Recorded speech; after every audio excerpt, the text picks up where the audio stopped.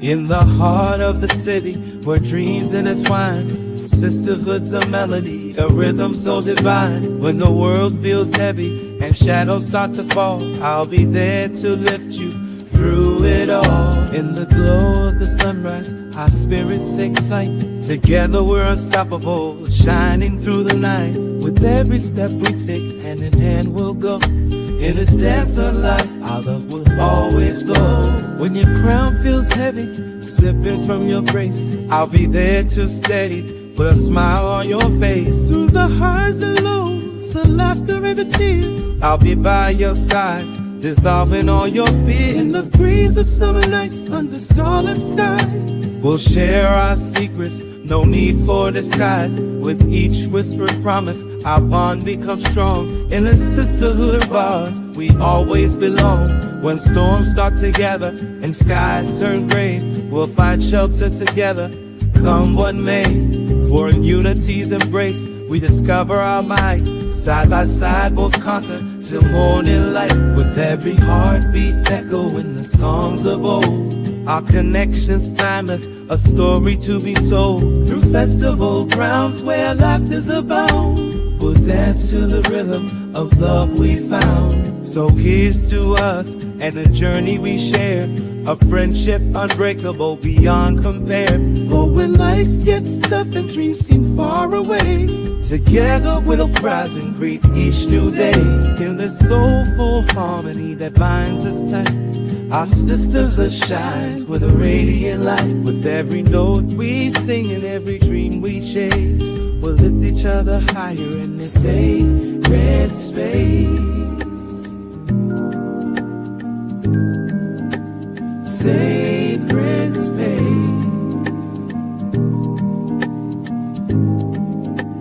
Sacred.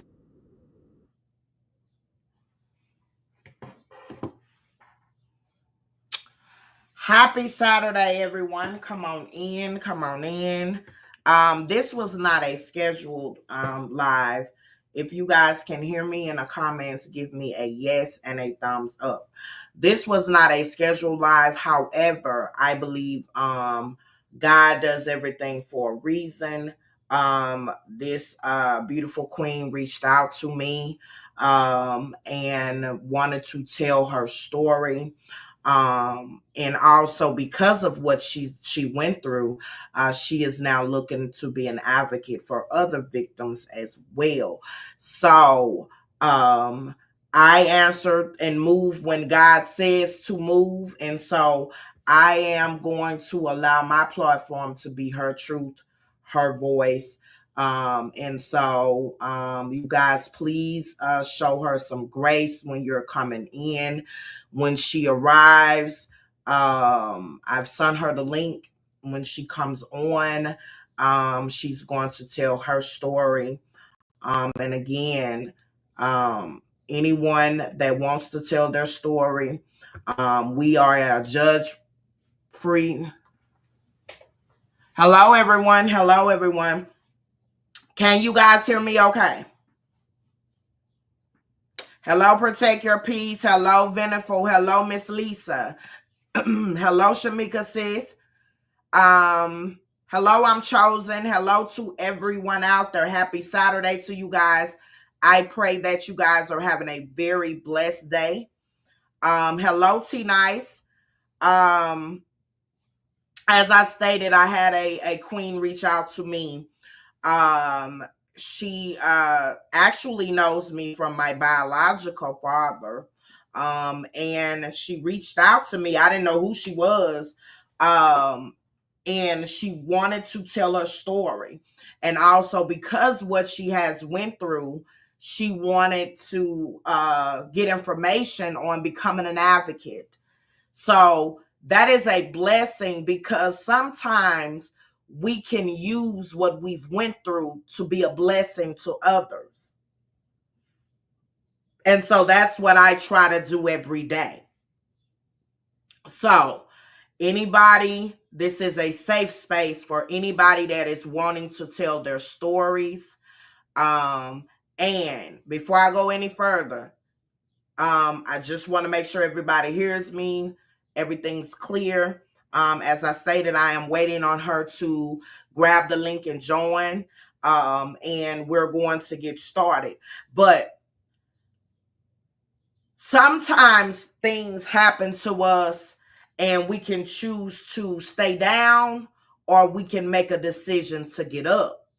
And it is a true testament of strength when you don't allow what you've been through to take you down and you choose to overcome. Y'all know the saying that you don't look like what you've been through.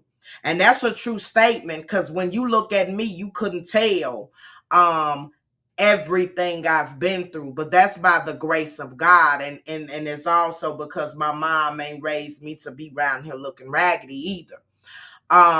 And so we don't have to choose to allow our circumstances to define who we are.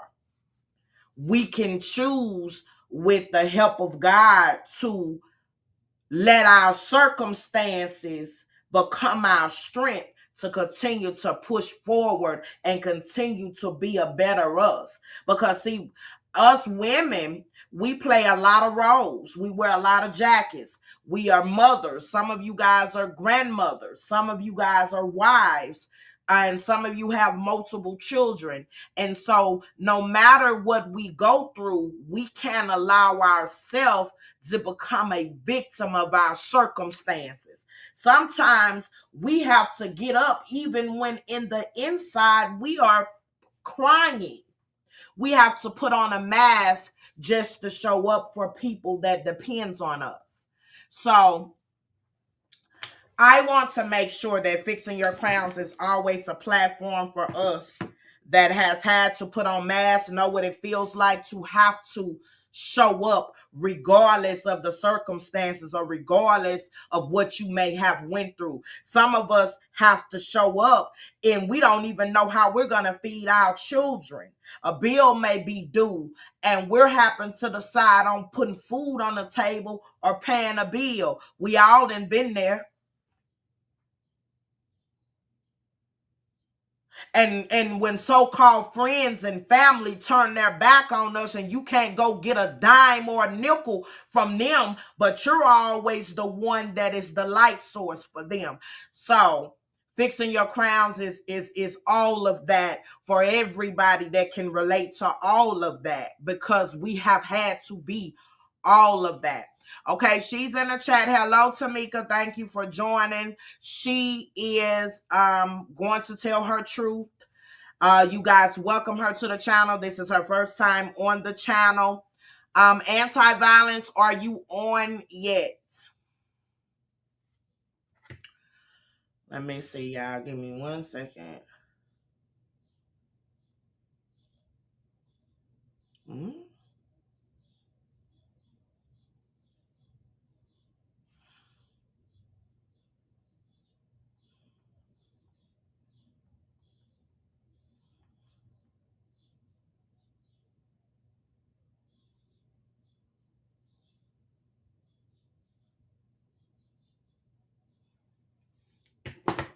You guys welcome her to the chat. And you guys show her some love. You guys show her some grace. You guys show her some mercy. You guys show her some favor, because we all have been broken. We all have been hurt. And we most certainly have had to overcome the unthinkable. Some of us may have had to overcome a lot more than others. But as a woman, we stand united with this queen as she tells her story. This is a non-judgmental zone. So to my mods, if you see any buffoonery, come over here. Y'all know what to do. I'm about to drop the link. Hold on, yeah. I'm about to drop the link.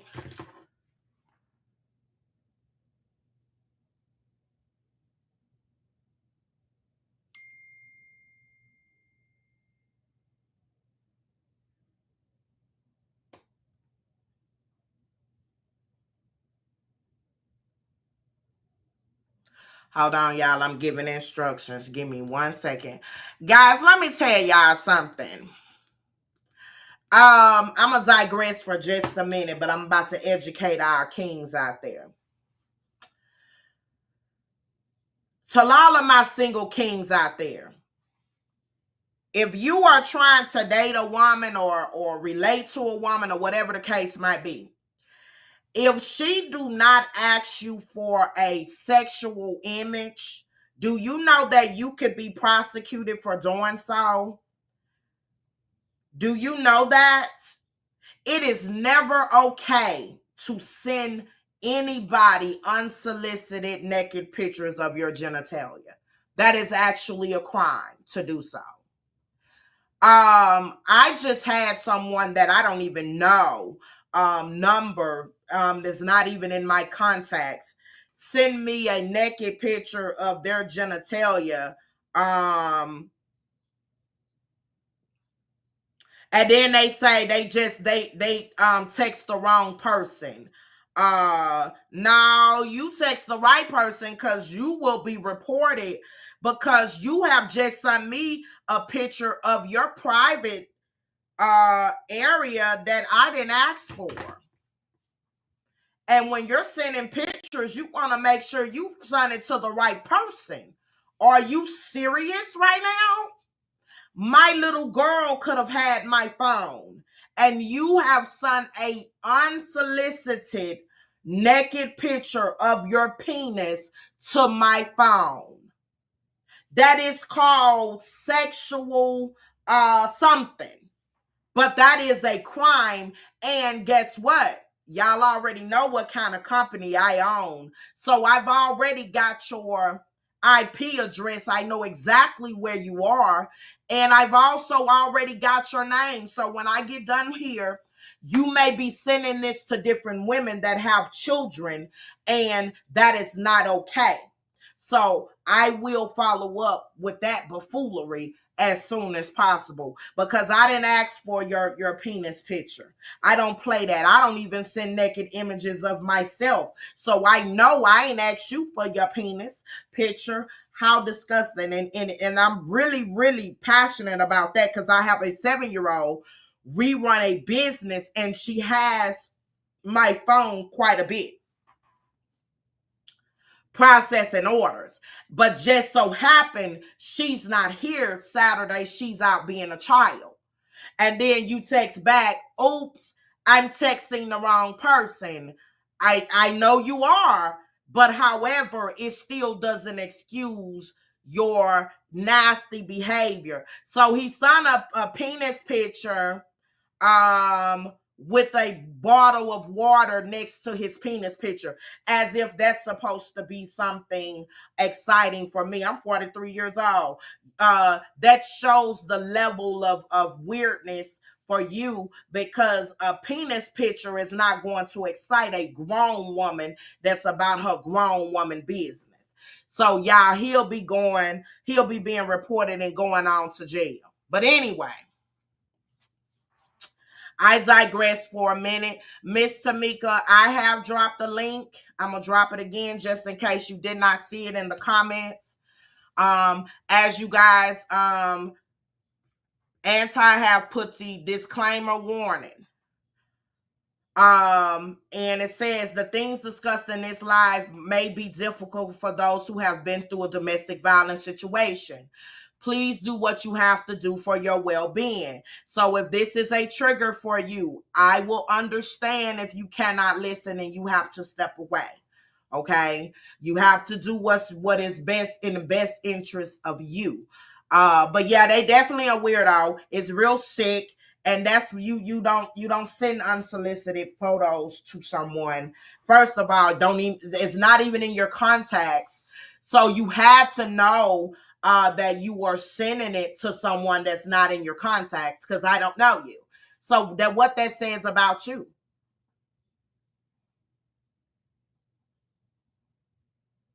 And when I just looked up your name, I don't know you.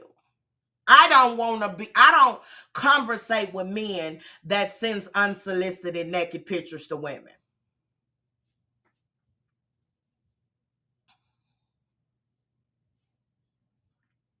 That says a lot about your character. That mean everybody knows how your penis looks. Not cute.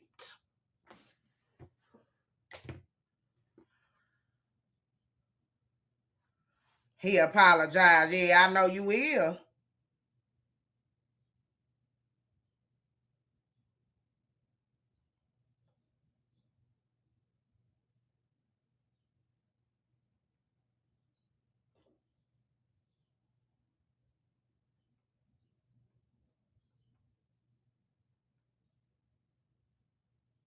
Hold on, y'all. I'm letting Tamika know what to do.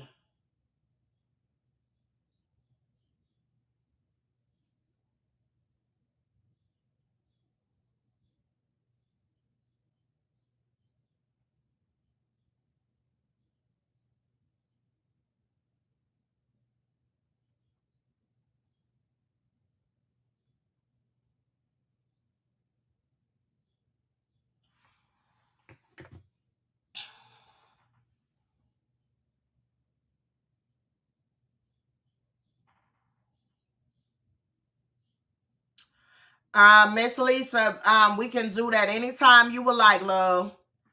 We can definitely talk about children's sexual abuse. I actually have a few in here that has experienced sexual abuse as a child. And so we definitely can talk about it anytime you would like. You just let me know. All of y'all have my number. Hello, Spicy Brown Love. How are you? Tamika, if you can hear my voice, I'm finna put the link in again.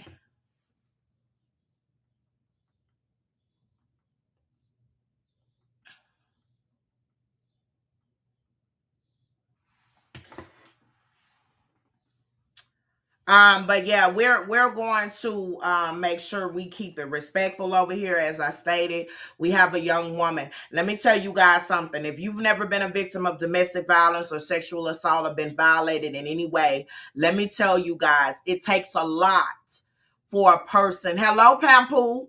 It takes a lot for a person to speak their truth. It takes a lot for a woman to admit first that she has been abused. Second, to admit that someone that once claimed to love them has abused them, and then be courageous enough to speak their truth when there's so many bullies and vultures out there that will try to discredit you for your truth. Hello, Am. How are you, love? Thank you for everybody joining me. I have a young lady, a queen that is going to come on and speak her truth. She was a victim of domestic violence, and from what I gathered from her, she it was very horrendous. This person tried to unalive her and then dump her in the river, but she's gonna tell her story. And because of what she's been through, she now wants to become an advocate for queens out there like you that was once her too. So we are in the I am she movement.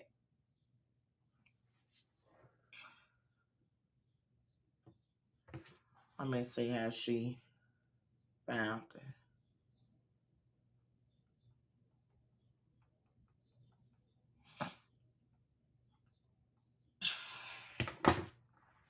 So, welcome everybody that is joining. This is Fixing Your Crowns with Dr. Kim Wilson. This is our domestic violence edition. If you guys are new to my channel, I am a victim of domestic violence. Happened in November. And I have became a spokesperson for domestic violence, women that are afraid to speak up. It is something that I never thought that will happen to me. And it happened. And, I had to face that new reality. And in it happening, it then caused me to have a mental health crisis, which it does happen. And it's okay to say, hey, I need help with this. It's not okay when you don't go get help when you know you need help. Absolutely protect your peace. I will never deal with a man that's childish enough to send and especially if it's unsolicited. I can see if you are in a relationship with a man, a serious relationship, or as your husband, and y'all are being flirtatious with each other and y'all are sharing sexual images with each other. That's y'all business. But to send a sexual image to someone that you don't know, that is not even in your text, I don't even have his contact information. So my first thing in all caps was, who the hell is this? Because I know you playing and I know you're lying. All right, Veniful, I am she. Absolutely. Shamiko, I am she. My heart and my prayers go out to all of you beautiful queens that is in the I am she movement. But thank God we don't look like what we've been through, right? Absolutely, let's keep it real with Am. Y'all make sure those likes match those views. So y'all please go out and hit the like button. Make sure y'all share, tell your friends that we have a safe, respectful platform. And a queen is about to come and tell her story.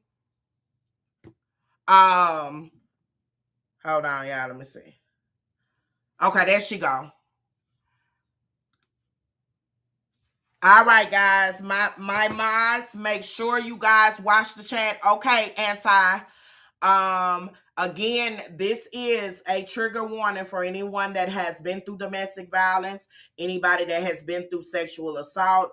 If you are still have some unhealed trauma and some wounds, we will totally understand if you have to step out. Okay.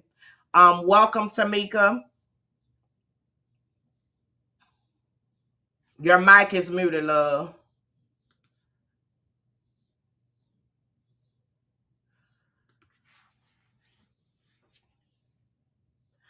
Unmute your mic, Tamika. Well, she trying to learn, y'all. She ain't never been on this here, so y'all bear with her. She's trying to figure it out.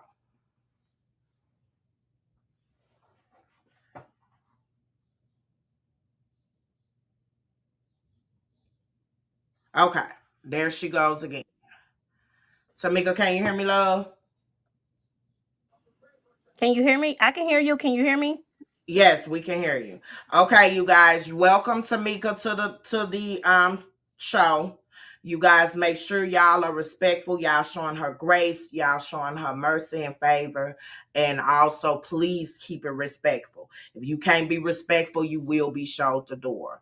And so Tamika, you have the stage to speak, and you can stop as many times as you need to. Oh, it done dropped her back down again, y'all. We gonna work this thing on out. We appreciate you guys' patience. We appreciate you guys. Tamika, you there? I'm here. I apologize. This is like my first time getting on here, so I'm trying to figure it out, but I'm here. Listen, it's all right. I had the first fumble when I first was trying to use the link as well. So first thing is, how are you doing? I'm blessed. I'm truly blessed and highly favored. I can't even complain.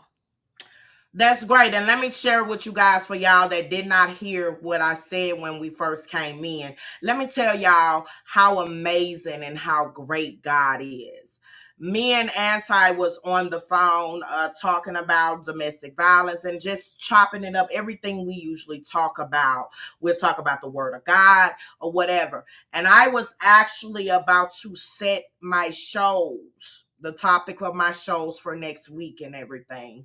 And Tamika called me, and she asked about becoming an advocate, and then she started revealing her testimony of things she had went through. But let me tell you guys, if you serve God and know God the way that I know God, nothing happens for no reason. Amen. She had saw it on Facebook, and she had seen the banner about the domestic violence hotline. And so that was God's way of placing her again. Now, I know her from my biological father, but I didn't have her number in my phone or anything, so it wasn't nothing planned. She called and asked how me and my baby girl was doing. I was like, who is this? And so God is the author and will place you in place for a blessing. And God will place you in a path of people that will elevate you and get you to where you need to be at. And so, although I've been knowing her for quite some time, God replaced her back in our paths so that she can tell her truth, and then she can also become a vessel for some of you women that will or is going through domestic violence. So you have the floor, Queen, to say what you need to say. I'm gonna mute my mic. All right, thank you very much. Well, first of all, let me say hello and how everyone is doing. I am a victim of domestic violence, and I was in it for, I'm gonna say, almost 22 years.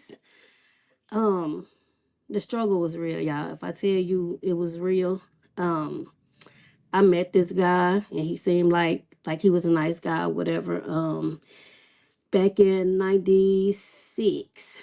Yeah, no, 95.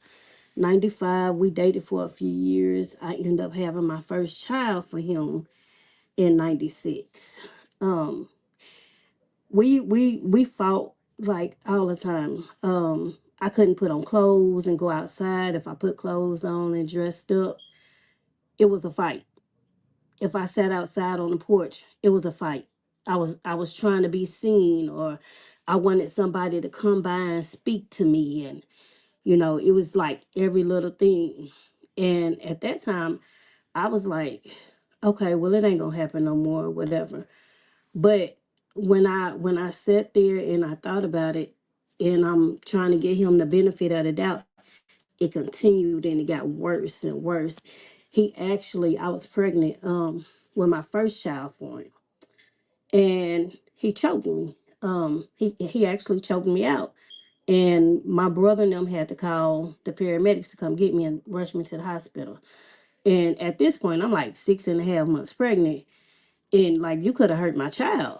But I got out of the relationship, and everybody knows, if when you're young, I think I was like 18 um at the time. I'm 46 now. Um, but at the time I got out of it, and he persuaded me that he wasn't going to do it again, and so forth and so forth. And, you know, I end up getting back in it. Okay, well, hey, it persisted, and things went on, and he did it again. Well, this time I end up moving back home to where I'm from, moved back to Ohio. He knew where my dad lived. He left Louisiana to come to Ohio, and he made me get in my car and drive him back here to Louisiana. And I left my oldest son there because at the time I had two kids. My oldest son wasn't for him, but my baby child was. We brought my baby back to Louisiana, and he made me leave my oldest son there. And when we got back to Louisiana, he was telling me, oh, if you don't be with me, you will never see your child again. You ain't going back to Ohio to go get him, and so forth and so forth. So I'm like, okay, so what am I to do? I'm stuck. Like, I didn't have a mother. My mother was out in the streets on drugs real bad or whatever. So it was like I was basically raising myself. My dad was in Ohio, and my dad worked 24/7, so he was never there. Um, he told me that I wasn't gonna never see my son again. So he actually made me marry him, and told me that if I didn't marry him, that I wasn't gonna see my child again. So we got married, and went to the little church. Nobody was there but me, him, and the preacher. I actually was crying when this happened. And I mean, I guess he thought I was happy, and I tell him, well, I have told him, years later, that I was crying because I was hurt, because that was something that I did not want to do. I did it because you told me that if I had to marry you in order for me to see my child again. So that's what I did. Um, Did that. We went back to Ohio, got my son, came back. I ended up pregnant again. Um, that was my second baby for him. So at the time, I had 3 kids altogether. Um, kept trying to get out, but again, like I had no family. So it was like his family was my family, and his mom, she was there by my side. She always, used to get on him and stuff or whatever, and call the police on him. He done been to jail umpteen times for domestic violence, and not just against me, but after me, several times as well. Well, tried to move away again. I moved to Houghton. Didn't think that he was gonna find me. Um, well, I actually moved to Houghton, and when I moved to Houghton, like I used to hide my car in the back of the house. Now, if everybody know where Houghton is, everybody know Houghton is the country. But I used to go to my aunt's house a lot, and my aunt, she stayed by the woods. This man used to literally hide in the woods and stalk me. And he would actually just sit over in the wood. He actually had a chair to where he was sitting in the woods watching me every little thing I did. So when I moved to the country, thinking I was gonna get away from him, I was in my house where I moved to one day, and I had my door cracked to my bedroom. Me and my son, we was laying in the bed, and I had my door cracked. And you know how you get this feeling that somebody is there, somebody watching you or something. I wake up and I'm looking, and I'm like, somebody in my house. And I again, I got 2 kids, and at the time I was like 19, 20. And so I'm sitting there, I'm peeping. Now mind you, my door is cracked. Now mind you, it's just me and my 2 kids, like, and we in the country. So like at that time, you didn't have cell phones. We had pagers and house phones. So I'm laying in the bed, and I look, and I see somebody squat down by the door peeping. And I'm hollering, excuse my language, but I say, who the hell is at my door? And I get up and I open the door, and there he is. He in my house. We sit there, and I'm like, how did you get in my house? Like, why are you even here? How did you even know where I live? It's crazy, y'all, but you know, I knew how I know how he is, and he's a very muscular guy. And he'll outpower me at any time. So I'm like, okay, I couldn't call the police because he wasn't gonna let me out the house to go next door to use the phone. So I'm sitting there, and I'm like, okay, well, I gotta find a way to get out. Everywhere we went, he was on my trail. He wouldn't let me use the phone. He wouldn't let me do nothing. So again, I mean, I'm like, what do I do? So he stayed there. Whenever he got a chance to get away, I got away. I ended up moving to Minden. Minden, 15, 20, 25 minutes away from home. So I moved to Minden. This years later. Years later, I go to Minden, moving my house down there. I got 3 kids now. It's 1 o'clock in the morning. I'm sitting on my couch watching TV. One of my babies, my little baby, was laying right there on the couch with me, and my other babies was back there in the bed. I get a knock at the door at 1 something in the morning. Now I don't have company. Even right to this day, I don't have company like talking about it. But I get this knock on the door. I'm like, who is it? And again, we didn't have house phones unless you had an AT&T phone. Now, I was young and I had just moved in. I didn't have a house phone, but I had a pager. My next door neighbor had a house phone that I used to use or whatever.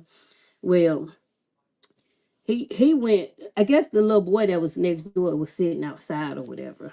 But he went, and he say, the little boy, he told the little boy to say his name. Now, mind you, this is a child. The little boy was like maybe 10 or 11 years old. And he told the little boy to say his name, but the little boy messed up and said my children's dad's name. So I'm like, what? I say, how you? I'm saying to myself, like, how the hell he find out where I live way up here? And so I I sat there and he was like, open the door. I said, I ain't opening no door. I'm like, what do you want? He said, open the door, open the door. So I never did open the door at that point. I went in my kitchen. At this point, I'm in survival mode, y'all. I'm like, I gotta do whatever I can to keep me and my kids safe. I went in the kitchen, I got some grease, I put some grease on the stove. I had a big old y'all know them big old white bowls that you get with different sizes in them. I got the biggest bowl I had, set it in the living room. I moved my baby to the back room. I put the bowl on the table and I poured bleach and ammonia in a bowl. And I knew something was gonna happen. I just didn't know what. Some told me to get up off the couch because I was right there by the window at that time. So I got up off the couch and I moved to the other side after I put all the stuff right there. And I had the grease on. Well, the grease got hot. I brought the grease in there and put it on the table. So I sat there and I'm like, I can't get out the door because if I get out the door, I got both of my babies. Like, I can't run with them to get to a phone. So I'm gonna stay right here. Somebody gonna help me. Well, he kicked my window in. Kicked my window in. As soon as he kicked my window in, I threw the grease on him. It caught the bottom of his leg. And I guess his adrenaline was so high that he didn't even feel it, y'all. Like he came back in the window. When he came back in the window, I threw the ammonia on him. I grabbed my babies. I tried to get out the back door, but y'all know the little latch that goes across the door after you lock the deadbolt and the knob. I had them locked that too, and I couldn't get it off fast enough. I'm trying to get it off. So by the time he come in, I'm in my kitchen. I got my baby in one of my arms, my other babies on the side of me. I'm trying to pull them with me. He get right there. He get close enough to me. When he get close enough to me, all I could do is reach on the side of me and grab the coffee pot and hit him with it. I hit him with it. And if I tell you that was all I remember, that was the last thing I can remember, y'all. It's crazy because like I don't even know how I got to Shreveport. I don't know what I got to Shreveport in. I don't know where my kids were. I don't even right to this day. I literally don't know nothing. It's me hitting him with that coffee pot was the last thing I remember. When I woke up, I think it was probably like 2 days later. I was laying in the bed at his sister's house. He laying behind me. I wake up. I wake up hurting. Like I wake up, I'm crying, and I'm like, how did I get here? I go in the bathroom. I look in the mirror. If I tell y'all, I didn't even know who I was when I looked in the mirror. My face was like swole.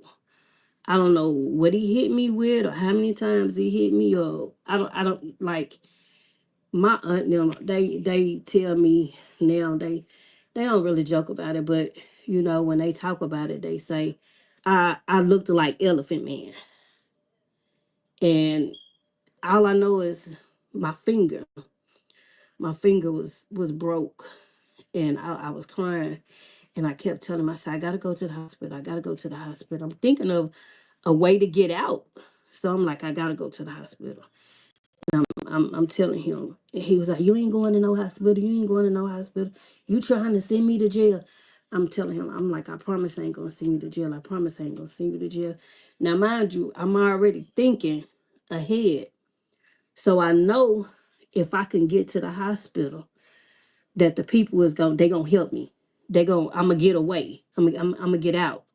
So I'm thinking, okay, well, if I go to the hospital, they gonna ask me who did it, and all I gotta do is tell them. But he's sitting right there on my side every step of the way.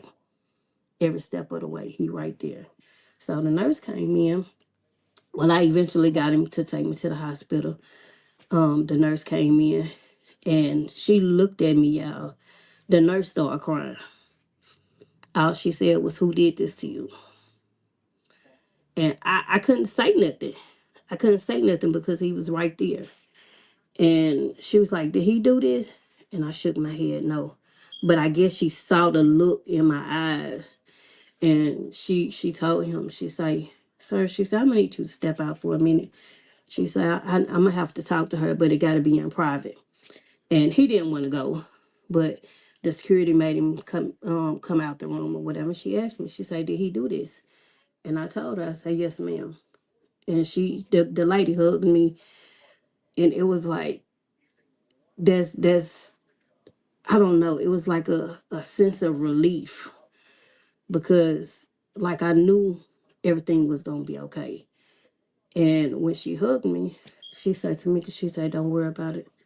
She said, "You're gonna get out of it." She told me, "You're gonna get out of it." And I'm sitting there and I'm crying. She let him back in the room.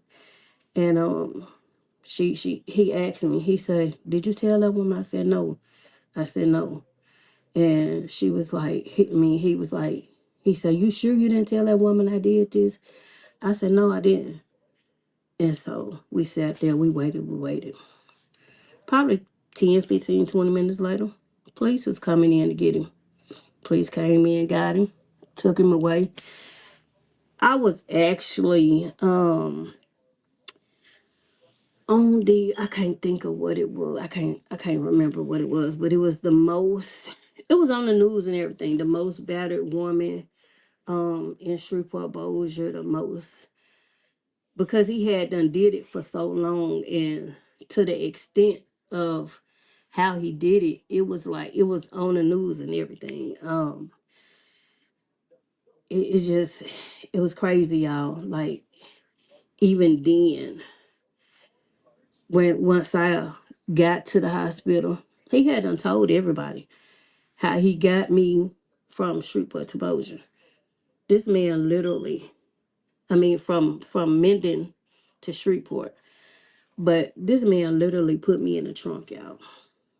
If I tell you, like when my aunt and them told me that, and right to this day when I asked him about it, it's been probably about 4 or 5 years ago when I asked him, because I'm like, I still want to know. I'm like, when you put me in that trunk, like, what did you think? Was I dead? Did you kill me? But it was said that he put me in the trunk, actually took me to the river to dump me in Red River. And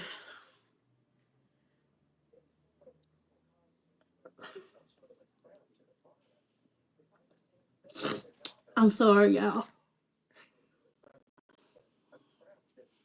but it was like he was finna dump me in the Red River, but like I told him and everybody else, God had another plan for me. I woke up and he said I started beating on the trunk, and like I was screaming and hollering, saying hollering for help, and he hurried up. He left me in the trunk, but he took me to his sister's house, and it was like I just, how you have stuff to go on that you want to know the answers to. It's like I still have thoughts in my mind about that every day. Like, what would have happened if I wouldn't have woke up? Or what happened to my kids? What were my kids when all this was going on? It's crazy, but years later, I have a daughter. Um, that's his, but she's not his. My way out was I end up meeting this guy. Um, I met this guy, and the guy, her dad, he ended up going to jail. He did. He went to jail. They took him to jail, y'all. He stayed in jail for a few years. He ended up coming home. And it's crazy. It's crazy. Lord knows it's crazy. But they offered him 55 to life. When they offered him the 55 in life, again, mind you, I don't have no family here. His family was my family. And his mom, me and my kids was staying with her at the time. And she said, Tamika, don't press charges. Tell them people he didn't do this. Tell them people something else happened and this and that or whatever. And I'm like, why would I tell him that? Like, this is what he did. You know this is what he did. Yeah, but my son don't need to spend the rest of his life in prison and so forth or whatever. So again, I got on the witness stand and I lied. You know, I told him that he didn't do it. I actually told him that I was coming from the store and I got jumped by some girls behind the store. And in Minden, the apartments is on the front side, but behind the apartments is a little trail and the store sits right there. And I told the people that I was coming through the trail and I got jumped by some girls. What I do that for? I ended up going to jail. I went to jail for 7 days. And they let him come home probably like a couple of months later. Because they gave me a criminal mischief charge and they dropped the charges on him. Now, mind you, I hadn't seen or talked to him in probably like 5 years. When he came home, it was crazy. But I ended up seeing him and we got together or whatever. And I ended up getting pregnant again last time. Last time. At this point, I got 4 kids for him.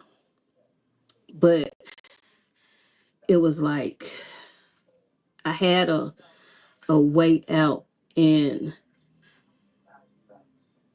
this other guy that I had met, we had been in a relationship for probably maybe a year or so. And I went out that one time and I ended up getting pregnant. And, I told my friend guy that I was dating at the time that I think I was pregnant.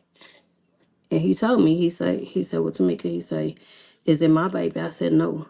And he asked me whose was it. And I told him that it was my kid's father.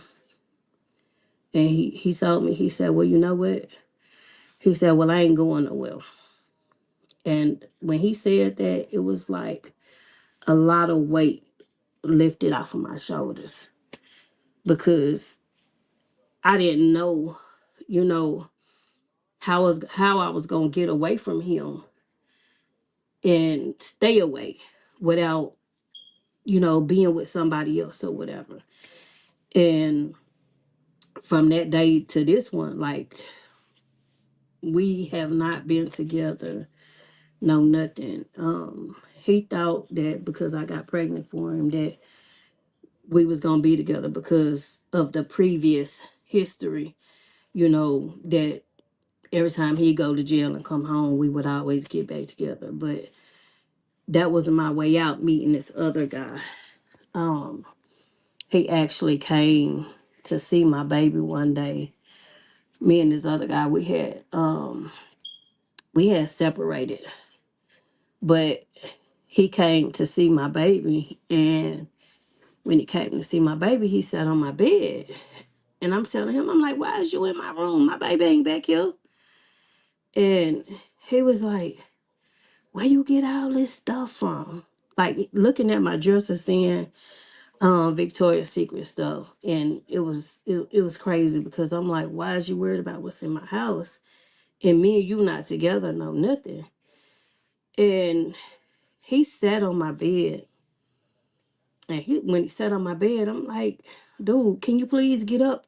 I need you to leave. Like, you came to see your daughter, but you coming out back here in my room. I'm like, can you get out of my house, please? And when I told him to get out of my house, he jumped up off the bed, grabbed me behind my neck. When he grabbed me from behind my neck, I was like, I said, you know what? I said, I would never go through this again. I drug him from my bedroom to my kitchen. And when I got to the kitchen, all y'all know the little nightstand, the little brown nightstand with all the different knives in it. When he got me right there to the kitchen, I had two hands, because he was behind me. I reached up there and I grabbed both knives. And I reached behind me and put a knife in each one of his sides. And I told him, I said, if you don't let me go, get your hands off of me and get out of my house. He went to crying, oh, you gonna kill me, you gonna kill me. I said, I'm gonna ask you again to please leave. By that time, I had done got to my cell phone. I'm on the phone with the police, and I'm like, look, if y'all don't come get him and get him out of my house, I said, I promise you I'm gonna kill him. The lady talking to me the whole time, Miss Tamika, please don't do nothing. Miss Tamika, please don't do nothing. The police on the way, they on the way. They was like, well, where is he at? I'm like, he's sitting right here in the chair. Like, he literally hear me talking to y'all, asking him to leave my house, and he refused to leave. She said, well, Tamika, she said, please. She said, don't do nothing, don't do nothing. He sat there till the police came. From that day to this one, he know he can't even pull in my driveway. Don't pull in my driveway. He don't know my number. He know I live because everybody know where I live. But like he know we don't. It's like that was dead. That I refuse to continue to go through this. I prayed about it every day. Lord, give me the strength, to just whatever I need to do to keep pushing forward and not to go back to that. That's what I did. I like sometimes he'll call my daughter or one of my sons and tell them, hey, tell your mama to call me. Call me for what? Hey, what's your mama phone number? They know better. All of them know better. Please do not give him my number. For no reason whatsoever, do not give him my number. Of course, he know where I stay, but he know I got a husband, so he's not gonna come here with that.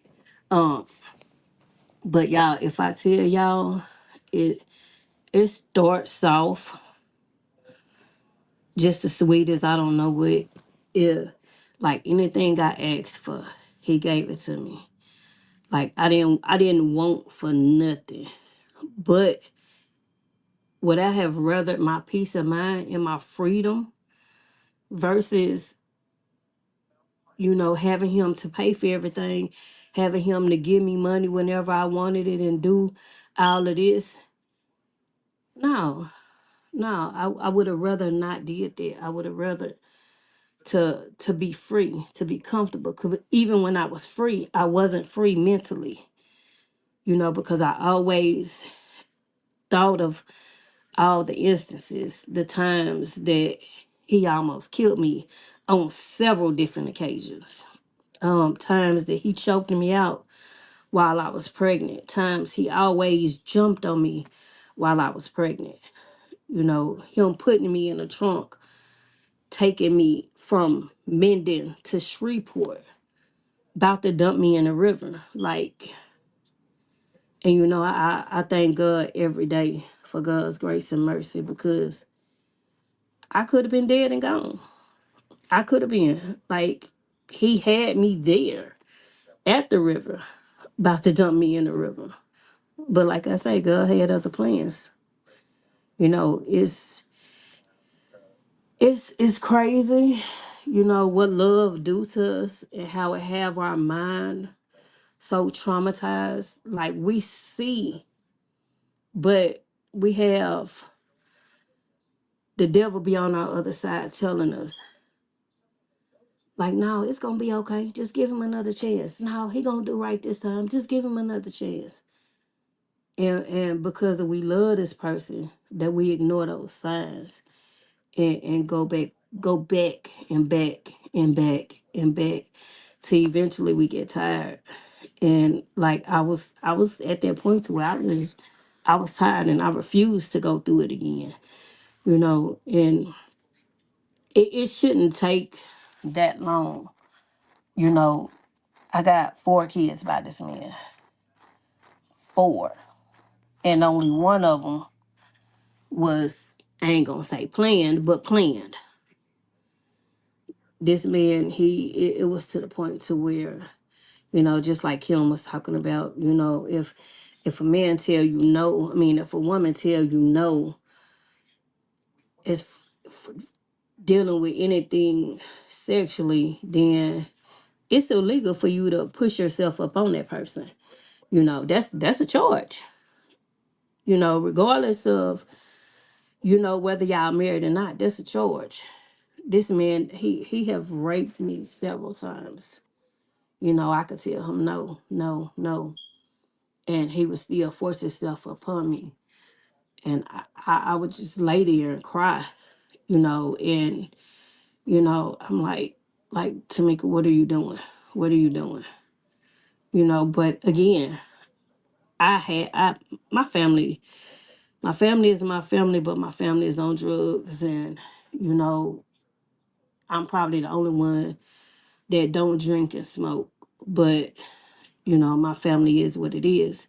That at the end of the day, it's still family. But they wasn't supportive, and it was crazy because my uncle, this young man, he sold drugs, and my uncle was on drugs real bad.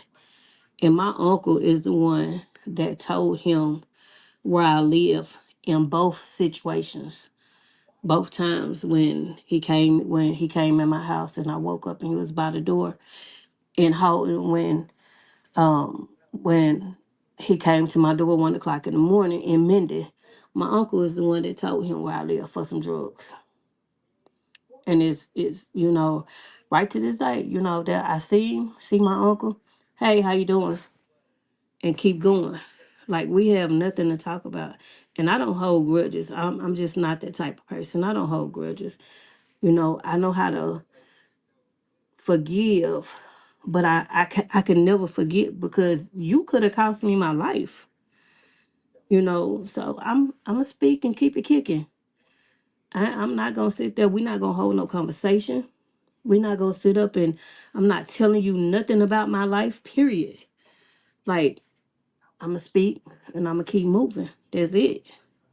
You know, like I tell them all the time, all right, y'all have a good day. I see y'all later. But as far as, you know, dealing with this man, it was like I was living in a life of hell dealing with him. Like I couldn't go nowhere. I never forget when we was together. We was leaving the grocery store. And you know how people walk by you when you coming out the grocery store or whatever, and people speak. A man and his lady was walking by and they both said, hey, how you doing? And I looked and I said, hey, how y'all doing? When we got in the car, we got to fighting because he said I knew the guy and I was trying to go sleep with the man. And I'm like, I don't even know this man. I mean, that's called common courtesy. If somebody speak, you speak back. That don't mean you're trying to sleep with them. But he swore up and down that that's what it was, that I was trying to sleep with that guy, that I knew him from somewhere.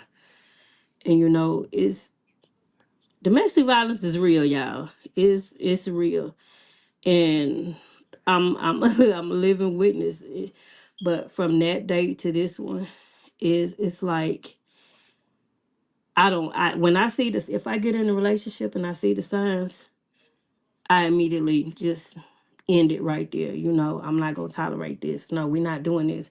No, you're not gonna put your hands on me. No, none of that. And it's crazy because I thank God every day that my husband now, he don't even like to argue. If we have a disagreement or whatever, he gonna leave until we conversate and we have a conversation about whatever it was, and we on a mutual ground of not being mad. We listening to each other. We communicating. We did with my kids there. We didn't have that. We didn't have that. It was like he was so. I don't know what was going on with him, y'all. But it was like he had the devil in him, because this man he used to see cats and he just used to kick them. Like what? Like what? Just scare the cat away. Like what is you kicking the cat for? But I mean, that's the type of person he was. I don't even know if he's still like that or not. But I don't know. I ain't trying to find out. I don't want to know. You know, that was then. I done moved on, and I thank God every day that He gave me the strength to move on. And you know, if it's anything that I can do or say to help the next person to keep from going through the same situation and stuff that I went through, then I'm willing to do that. That's why I told Kim I don't have a problem telling my story, because maybe I could help somebody. Because the signs is real. It's gonna start off sweet at first, but that first time, if you let it get away, it's gonna continue to go on and on, and every day it's gonna get worse and worse and worse. You know, so I mean, like everybody, like if that's something that you're going through, you got to get out. You got to. I mean, I just thank God every day that the Lord was with me and He allowed me to come over that, to get through the situation that I was in when He had me in a trunk, because that could have been my life then. But again, God had something better in store for me. You know, God said that wasn't it. That wasn't my ending point. So, you know, He allowed me to get over that. He allowed me to live to see another day, to see a better day. You know, I don't know. I'm sorry, y'all. I can talk and go on and on and on, because it went on for years, for years. Um, I think my baby was 4. My baby was 4 or 5 when it ended, and she's 20 now. She'll be 21 this year. Um, so I've been, and it was because I got in another relationship, and the relationship that I'm in, he know that my husband ain't even finna tolerate that. You know, he's not even finna allow him to come around and be disrespectful in no type of way. So, and at the same time, you gotta have boundaries. You know, you got to set boundaries, because if you don't set boundaries and you allow them to come in and do whatever they want to do, then that's what they're gonna do. And it's just, it's by God's grace and mercy that I'm still here and I'm able to speak about it. Do it hurt? Yeah, it still hurt. It still hurt right today, and it's been forever ago. But it still hurt right today when I talk about it, because that was my life. And it was sad, because like my family had parts in it to him doing me the way that he did. And you would think when you talk about family gonna do anything well, family should do anything to keep things like that from happening to their loved ones. But that ain't always the case. So, you know, I don't know, but I thank God every day. That's all I can do. Wow. First of all, excuse me, y'all. First of all, um, your truth is your truth. We're here to listen. Um, and it takes a lot of courage. It takes a lot of strength to tell your story. So if you got to cry, scream, whatever the case may be, it is your truth. It is your testimony as well. Thank you so much for trusting my platform to speak your truth, first of all, and get out whatever it is that you need to get out. That is a form of therapy. So, have you got any therapy for all of the years of abuse of what you've been through? You know what? I haven't. My only therapy is God. That's it. That's my only therapy. I pray about it every day, you know, and I pray and I ask the Lord to continue to give me strength. But as far as going to get psychological therapy, no, ma'am. Um, I would say um, sometimes God is the only therapy that we may need.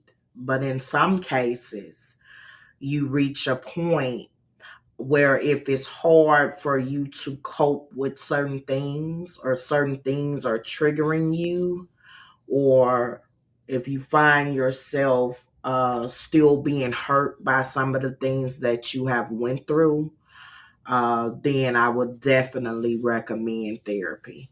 Now, Right. again, medication therapy is not for everybody. Uh, Common typical therapy is not for everyone either.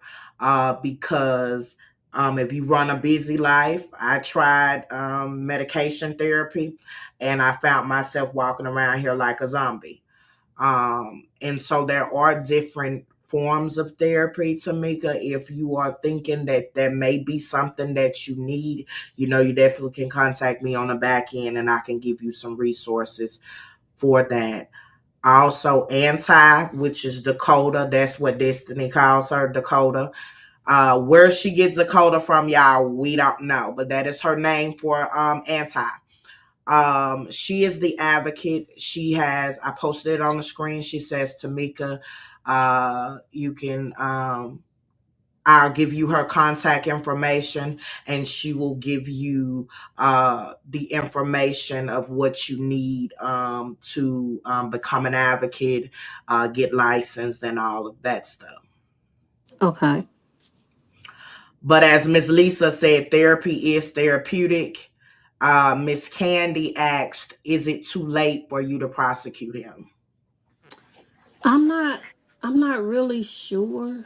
Um I've asked, but I believe because like I say, his family pressured me. His mom actually pressured me, and his sister and them was talking about they was gonna beat me up and this and that or whatever if I didn't drop the charges. Because again, they offered him 55 to life. Um, his mom, like, she was just she didn't want, and at the time me and my kids was living with her. Um, and she just, she pressured me into going up there telling them that it was something else that happened. And I actually thought about it several times about going back to the police station and telling them that I was pressured to lie and tell them that something else happened. But I just, like I said, I don't hold no grudges against nobody. I just pray about it and move on. And I know not to involve myself with him in no type of way, form, or fashion, period. Because that's, I mean, I don't know. But I'm not really sure if it's too late or not. Um, it might be a statute of limitations on that, but again, I'm not sure about that. Well, because we're in Louisiana, I told Candy Kisses and me being in the system right now with my domestic violence case. Louisiana are very hard, very ridiculous. The laws here are very outdated.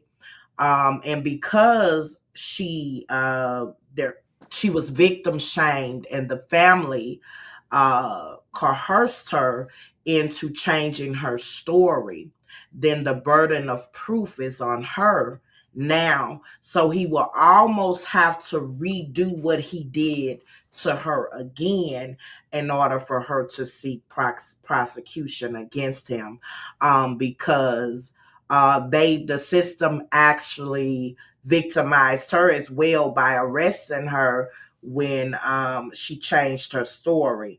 And so now the burden of proof will fall on her to prove that he has been abusive to her all these years, and she almost have to have new evidence to prosecute him. Because let me tell y'all, the victim advocate here, especially in Bossier, I don't know about Shreveport, but Tamika lives close by me. They are garbage. Okay, the victim advocate here is trash. She thinks she's the DA, and unless you are cooperating, you're not going to even ask how you or whoever else is involved is doing. And then to top it off, we are African American living in Bossier City, and let's be Right. real clear, it's a little whitish thing going on here. Right. So, anybody else have any questions for Tamika? The caller says threatening someone to drop charges is illegal and can be prosecuted as witness intimidation or criminal coercion. I agree. Okay, I didn't know that. Yes, it is. And the law frowns upon that, and had Tamika knew, but see, they played on the fact that her and her children were living with them. They played on the fact that she had no family, and so they were also verbally and emotionally abusive towards her, as well as he was being physical abusive towards her. So she was being abused. She was in a cycle of abuse from everywhere she turned. And then remember, guys, she said her family also played a part in some of the abuse that he done to her. So she at that time felt like she had nowhere to turn, so she had no choice.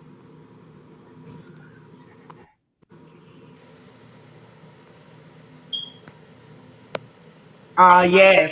Candy Kisses, do you know whether he has re-victimized anyone else, hurt anyone else, Tamika? I've heard that he have. I don't know if he has recently, but over the years after that, I have heard that he had victimized a few other women. Oh my. And what's he nowadays women are not taking that buffoonery, and hopefully he stopped putting his hands on someone's child before he becomes unalive. Right. In my observation, she said she's glad that you made it out. Um Thank you. a lot of them have been sending Shamiko sent her love, Miss Lisa. Um, Shamiko said, "Thank God you and your babies are free from that bondage." Right. Let's see who else have sent you some love. I don't want to miss nobody. Pretty much all of the ladies have sent their love and prayers to you. And again, if at any time you want to talk about what you've went through, or you need some resources or whatever, we are definitely here for you. You know, you have my number. uh Tuda came by here a few I think it was a few weeks ago, when they came for the truck. So Okay. she knows where I'm at if you need to sit down and talk to me in person as well. Okay. Okay. Well, Uh she left. She left. She moved to Texas. She moved to Texas Monday. Oh, okay. Mm-hmm. And then Miss Bivens says here in DMV, the state does not care. They take over even if you drop charges, they can care less.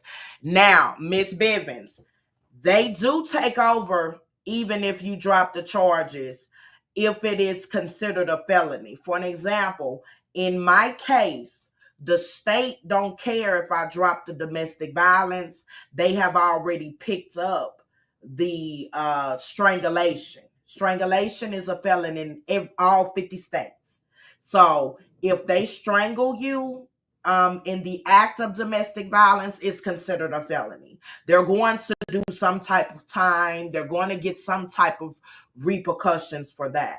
Now, that's why we don't victim shame over here or make people feel bad for their decisions. Tamika did what she felt like she had to do, and then it sounds like they were victim shaming her, and she just didn't know, so she told a different story. Miss Linda says she went back. Um, my case, I was not willing to cooperate if it meant that my 7-year-old was have to get on the stand. She's already suffered enough. She's already went through a great bit of trauma from this, and I didn't care what they said. If they were still talking about putting my little lady on the stand, y'all can figure it out yourself. I'm not doing it. Right. So we all have to do, don't let nobody shame you for whatever decision that you have made that is in the best interest of you and what you feeling like doing. Your decision may not be the decision I've made, but you still have to give people grace because that's the decision that they made that they felt like was best for them. Right. Miss Jasmine says she's glad you made it out and your babies are free. Yes, ma'am. Thank you. Did he ever abuse the children, Tamika?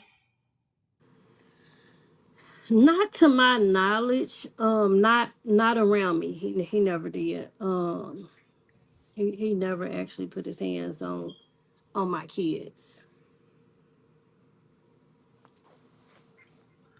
It was it She's, was more it was more if he did anything, he would like make them stay in the room or something like that. But as far as him physically putting his hands on them, no. well, that's a blessing because usually when they're abusive towards you, they're abusive towards the children as well. So I'm glad the babies was not harmed. Did they ever witness him abusing you? Oh yeah, mostly all the time. Like I say, when I was in Mendon, I was holding my little baby, and I was holding my little baby, and I had my other two. I had them by the hand on one side, and I when he came towards me, I told them to get behind me, and I still had my other baby in my arm when I hit him with the coffee pot. So again, like I said, I don't know if I dropped my baby when he hit me, because when he hit me, apparently he knocked me out, because that's all I remember. All I remember is me grabbing a coffee pot and hitting him with it. After then, I can't tell you what happened. So I don't know if I dropped the baby when I fell, or if he got the baby from me or what. But I mean, they witnessed it, and I'm pretty sure they witnessed it on several occasions.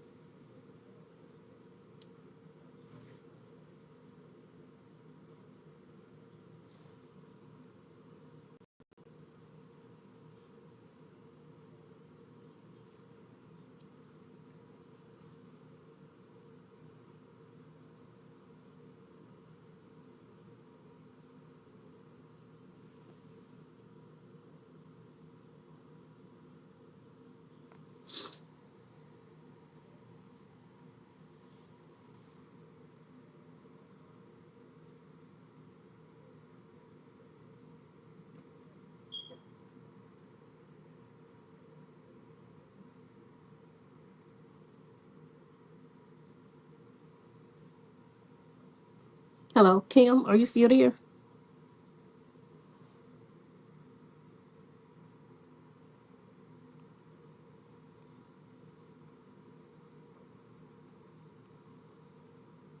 Kim, can you hear me?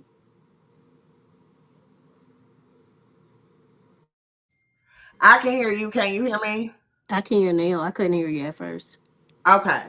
My question was, have the babies gotten any therapy for what they witnessed? Um, no, because it was. I don't know if I'm not sure if they ever think about it, or if they like they've never, neither one of them have ever came to me and asked me, well, mama, why did my daddy do this to you? Well, mama, why did my daddy do that? Well, mama, why was my daddy this way? Like neither one of them have ever came to me and asked me anything about it. Oh, okay.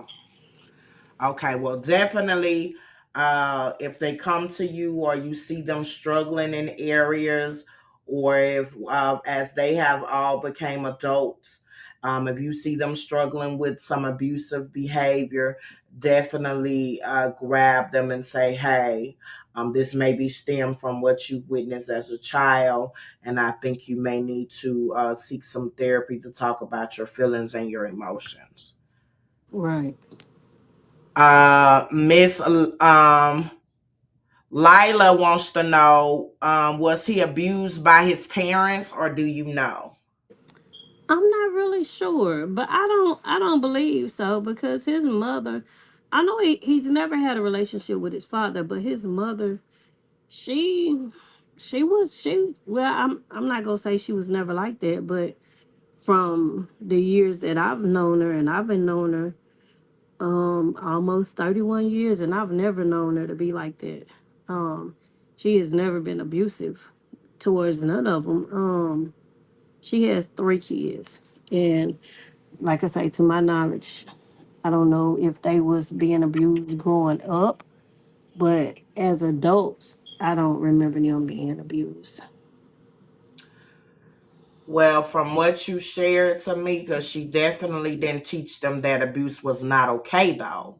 Right. So she may have not been abusive, but she wasn't one of them the mothers that told them that it was not okay ever to put their hands on a woman.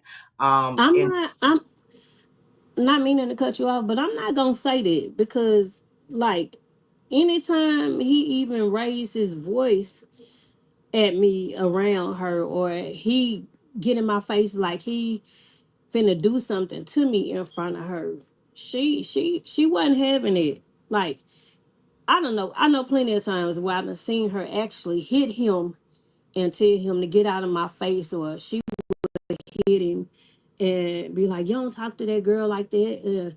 She would just, she didn't allow that. Even if we got to arguing in our house, she would tell him he had to leave. He had to go do something else because he wasn't gonna argue with me in her house. oh, okay. Yeah, So why do you think she prevented you from pressing charges against him? Because she enabled what he did by trying to victim shame you from pressing charges against him. right. I'm not really sure that. I guess just because I'm gonna say as a parent now, and being the fact that my kids are older, that she just didn't want to see her child being in jail all his life. Not saying that she was saying that it was okay for him to do it, but I don't think she just wanted to see him in jail for the rest of his life. I don't know. I have yet to ask her that question. Okay. Well, that's fair. And definitely, if you still have a relationship with her, and if the subject come up, that'll be something I definitely would ask her. Right, right. Let's see. Any more questions for Tamika? Let's see. Leela said, Dakota said, Leela, typically those who become abusers have seen abusive behavior in their environment and think the behavior is accepted. They may have been abused by someone themselves.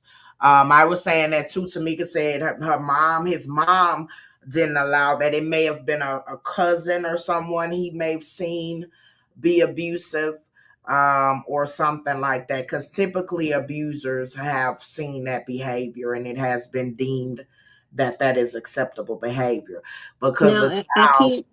go I ahead. can say that that may be true because I know for a fact that he does have a cousin that was older than him, and he always looked up to his cousin.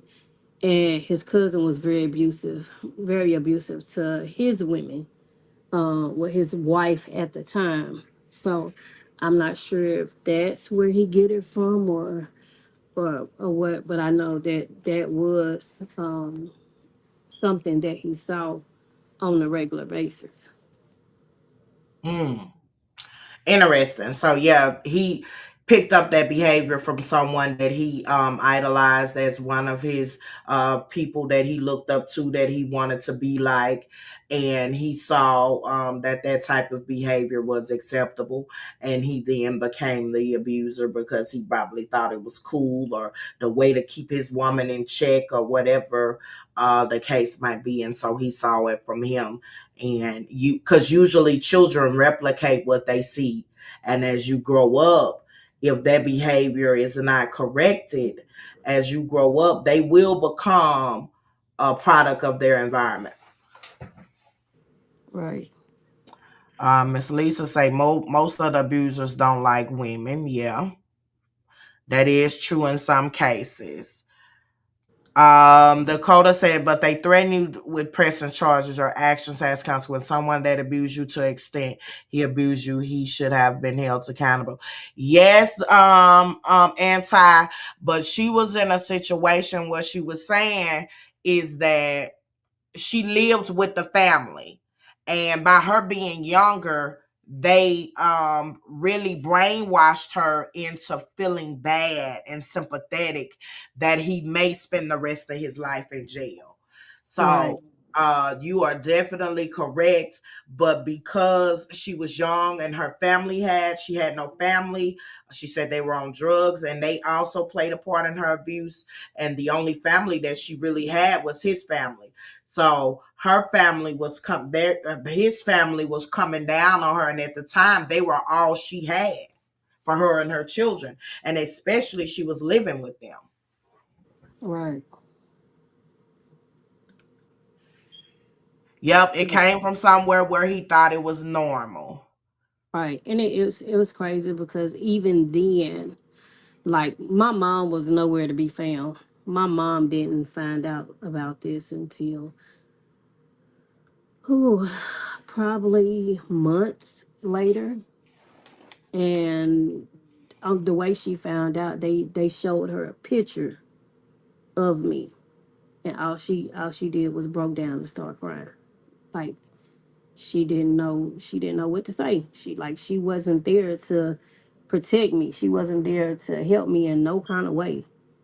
Like, you know, it wasn't like she's not here, but she was here, and she was here and she wasn't here. Like, you this close. I tell my kids every day, I don't care where I'm at or what I have going on. If you need me for whatever reason, I ain't but a phone call away. And y'all know one thing: when you call me, I'm coming, regardless to what it is. I'm coming. Like I would never want to see no child, whether adolescent, teenager, grown, or nobody, go through the stuff that I went through, mentally or physically. There's just, I mean, it's unacceptable all the way around the board. Absolutely, and it's important that you have that open dialogue where you let them know no matter what they do, no matter what mistakes may be made or whatever, they can always call you, and they always could reach out to you and be able to get the help that they need with, and that's important, y'all, as a parent. That's Right. important.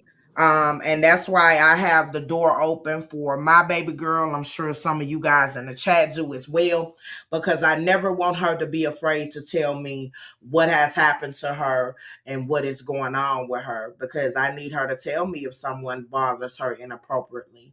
I want to make sure she knows that it's okay, no matter what, to tell me whatever is going on. And I think that's important. Our children are going to make mistakes no matter how much we raise them and teach them the right way. Remember, when they get out on their own, they're going to make some mistakes, and you don't want to make them feel like them making a mistake, your door and your arms is not always open for them. So yes, our open dialogue, absolutely.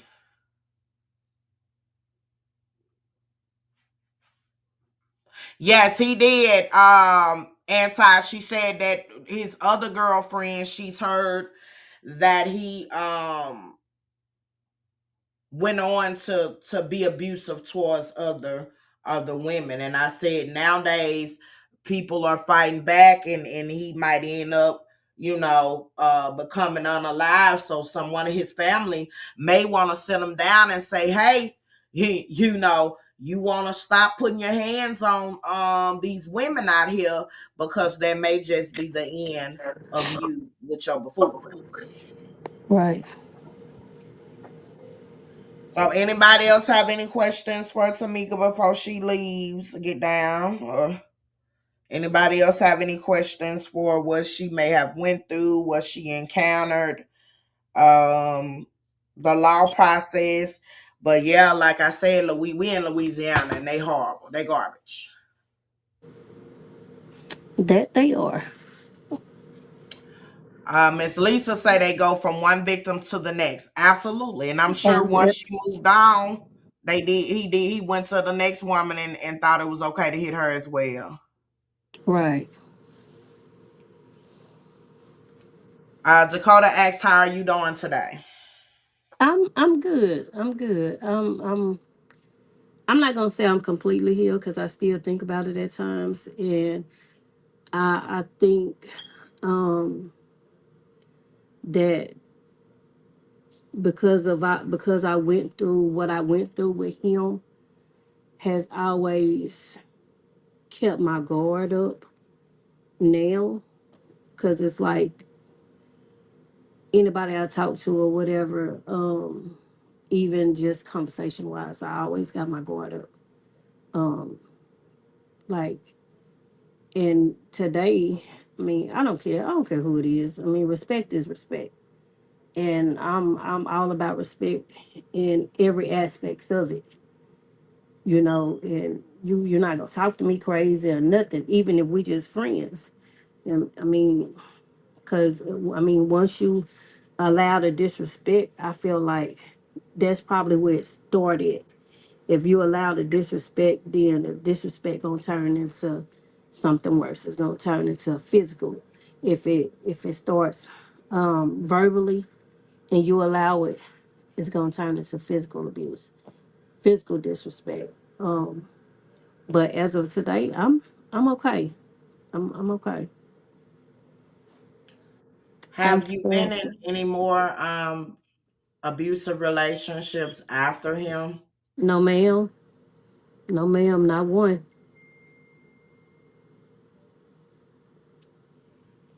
That's great. Because sometimes we not trying to, but sometimes if we are unhealed, we will get back into another unhealthy situation. So that is a blessing that you have avoided getting back in that type of situation. Right. Like I say, I thank God every day. That is a blessing. Everybody is saying thank you for um yeah, being guarded is common when experiencing abuse or trauma, definitely. Shamiko says, thank you for sharing, because it is hard to relive that type of pain. It definitely is. So that It definitely is.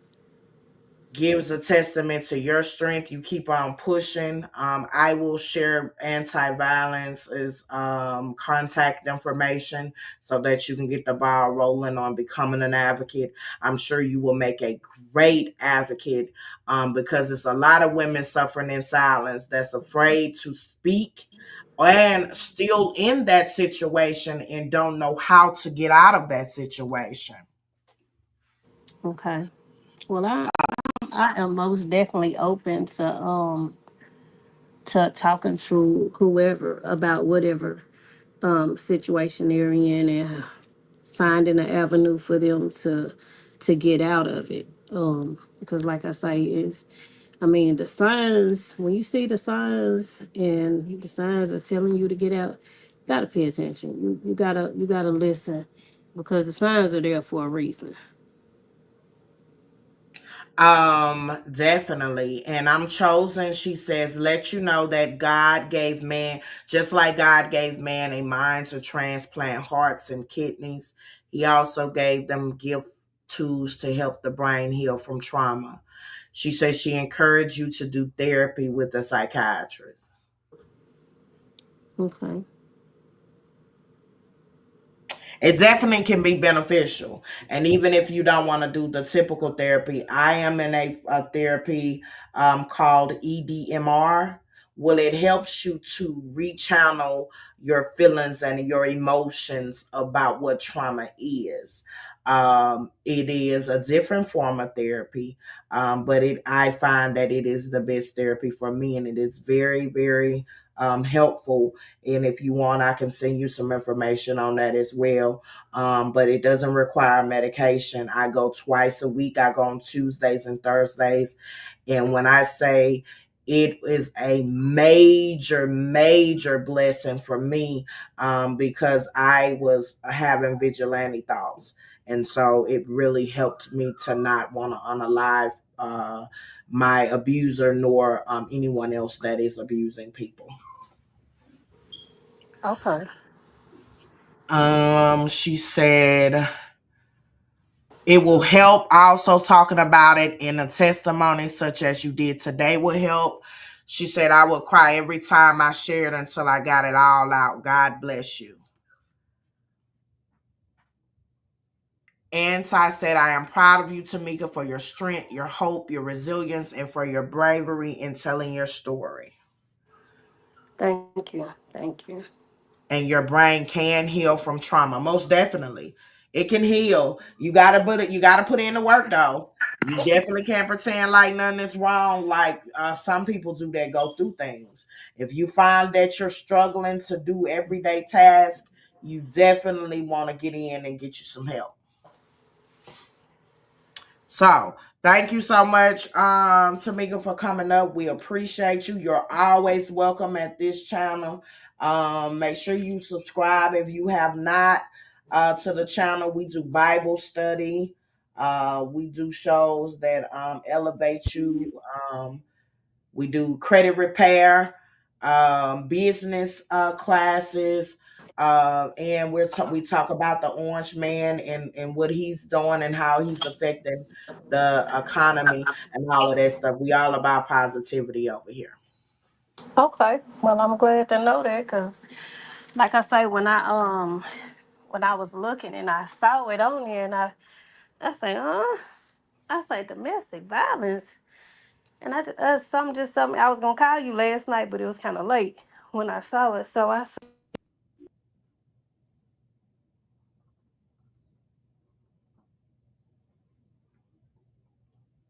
I think her phone made a cut off, or she probably got a call.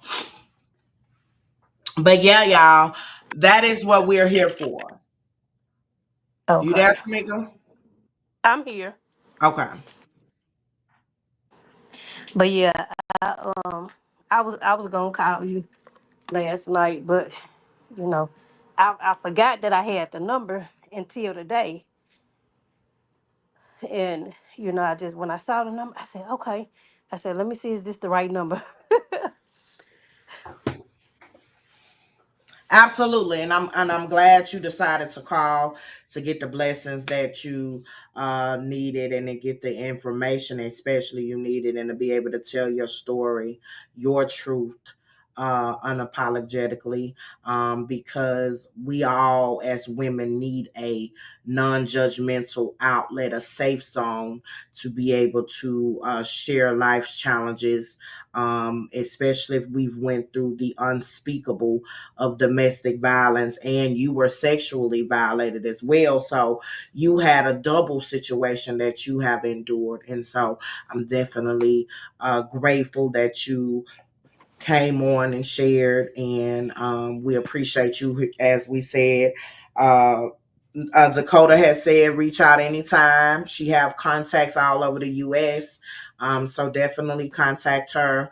I'm about to send her information over to you in just a minute so that you can get Okay. what you need so you can go ahead and get started on your journey of blessing and helping other women through your testimony. Okay. Okay. All right. Well, thank you Yes. so much for joining, and you have my number. And if you have any questions or just need to talk or maybe need prayer, whatever, you can always call me. All right. I will. And thank y'all for all the prayers and stuff. And I hope y'all have a good day. All right. You too. All right. Bye bye. Bye bye. All right, you guys. Thank y'all so much for showing her so much grace, so much love, so much attention. Um that is what we're here for. When I tell you guys, I allow God to use me as a vessel. That is indeed what I do. Because I believe we all need somebody. We've never, the person tell you they don't need nobody, that's probably trauma or pain or hurt talking. We all need somebody to get to where we need to be. God didn't put us here to be alone. He gave companionship. And long as you have the right companionship, you can't go wrong. Now, the wrong companionship can stir you in ways we all know and have experienced, but we all need somebody. And I'm grateful that she was able to get out what she needed to.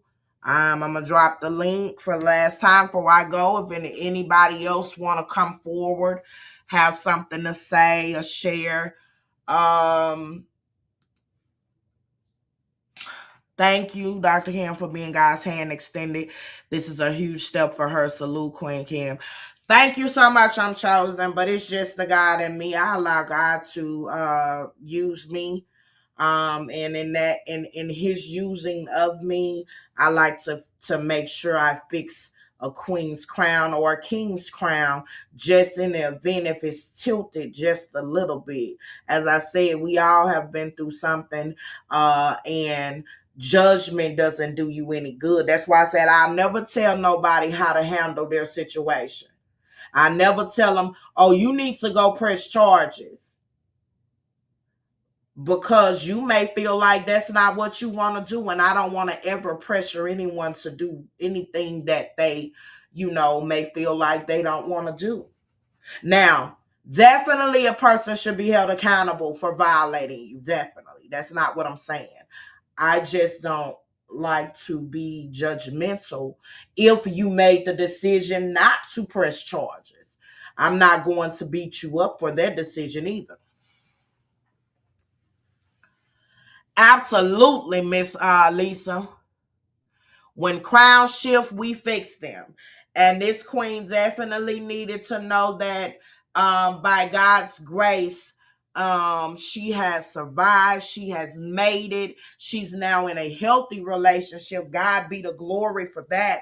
Because a lot of times when we go through something and we don't get the therapy, or we don't have a strong relationship with God, I think it's key that she has a strong relationship with God.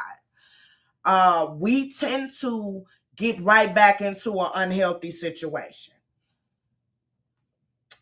We tend to do that because the unhealed version of us is going to attract what we're used to.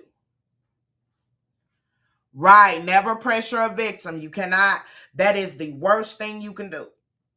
And you can't be upset if a person starts not to talk to you after you've been pressuring them or being in their business too much or being overly. Sometimes you can be overly commenting in a person's business. And then don't keep talking to a person about what they've been through. Allow them to come to you. Now, avoidance is a thing you don't want to do, but it's a time and a place for everything. But the worst thing you can do when a person has experienced domestic violence, sexual assault, some type of trauma, is to keep bringing it up. If they ain't talking to you about it, learn how to be quiet. Now, you can ask them how they're doing. You can ask them, how's everything going? But don't keep talking about the subject, or don't bring up the abuser, or in a woman's case, don't bring up her ex-husband or her ex-lover, or in a man's case, don't bring up their ex, the ex-wife or whomever that may have abused them. Give them an option of whether they want to discuss it or talk about it, because going on and not mentioning it may be at that moment the best way they know how to cope and keep going. A lot of times people will ask you questions to y'all just to be nosy too. Sometimes people will just want to be in your business. So you got to be careful of dealing and talking to people that just want to be nosy too. Tell them to get them some business. Because a lot of times they be being nosy just to pass judgment. You give them options, including pressing charges, and let them decide. Absolutely. You tell them you can press charges. That was against the law for what they did to you, but this is your choice. I am here for you, whatever choice you make. I will be there, whatever choice you make. Healing 101. Yes, Miss Lisa. Baby steps. Chosen says, she's sorry for not speaking to you, Miss Lisa. Absolutely. People don't need to be re-victimized again. Learn how to be quiet. If you have a friend or family member that has been abused, has been sexually assaulted, be quiet until they're ready to talk. You offer being there. You offer comfort. You offer love. Whatever they need for you in that moment, you offer that. But be quiet. They may just need you to be there for them. You be that shoulder and you be quiet. Especially if you have not experienced domestic violence or sexual assault, please be quiet. Because if you run your mouth too much, you're going to push them away. If you try to implement, I wouldn't have did this, or I would have been left this person, or you shouldn't have not talked to this person, or I told you so. You stay away from the I told you so's, especially when you just been abused. Because it's easy to say what you should have, would have, could have done. And as a victim, you already blaming yourself for staying too long, or you start feeling like you allowed it to happen, or whatever the case may be. You already bear enough guilt. You can't afford to have people around you that are making you feel even more guilty.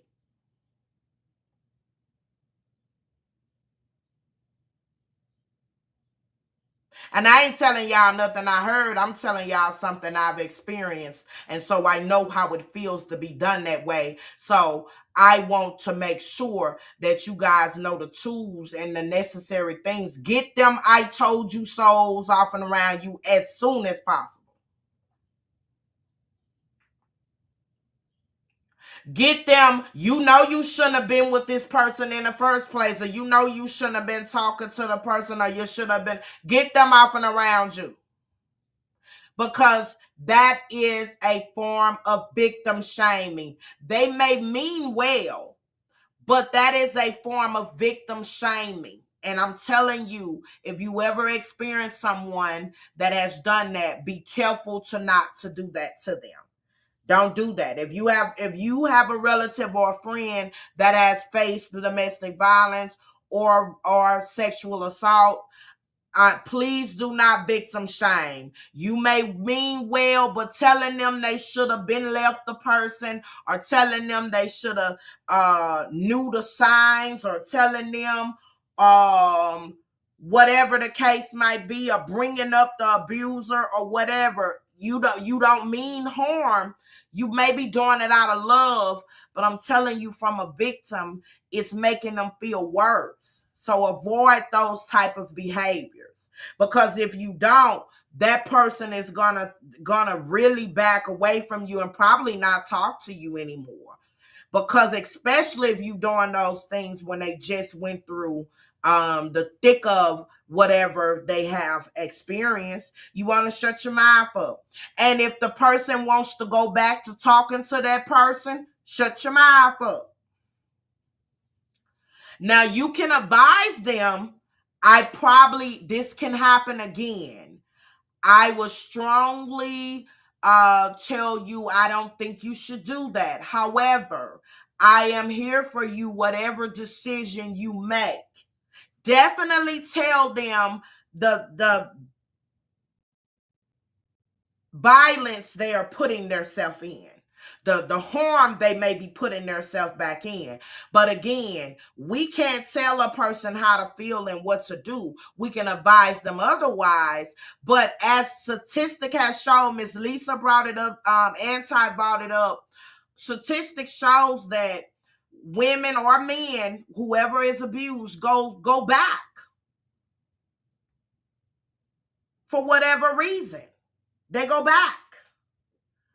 And unless you've been a victim, you don't know why. Because you're healed. You ain't been abused.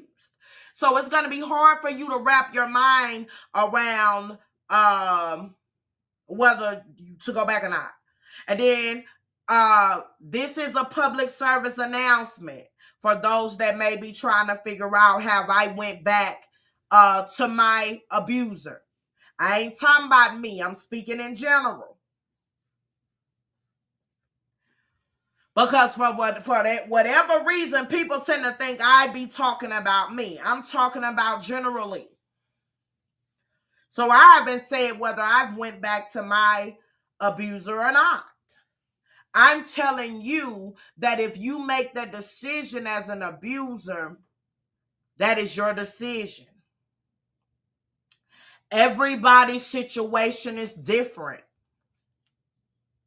You may feel like he's never going to do it again, or she's never going to do it again, and they may not do it again.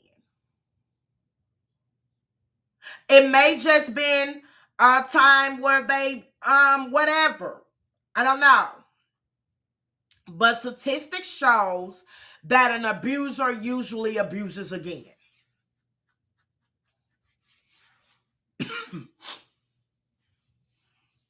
That's what the scientific evidence shows. So with you knowing that evidence, it's your decision.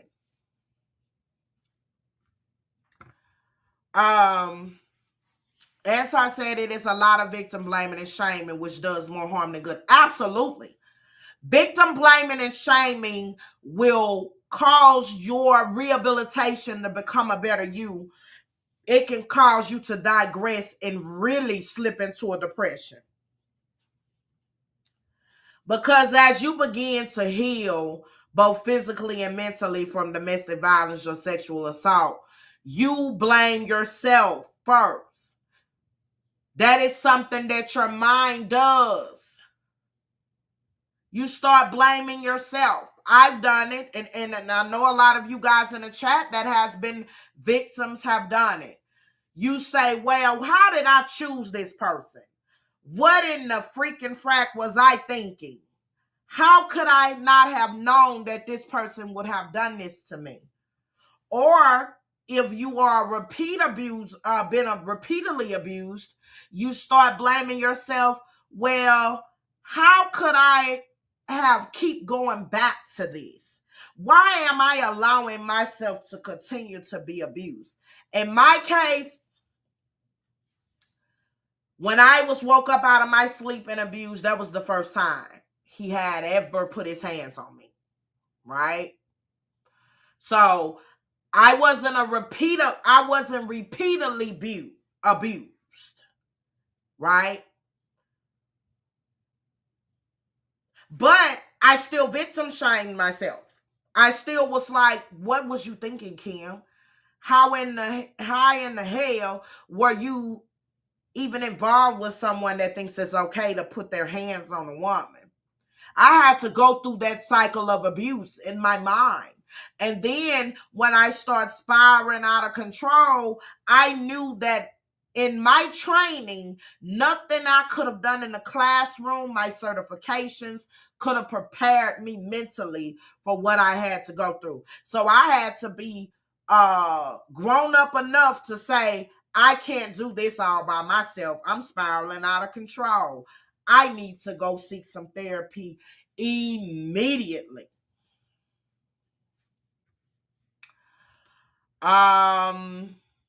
If re-victimizing and re-traumatizing the victims, yes, it does. And then if you're not trained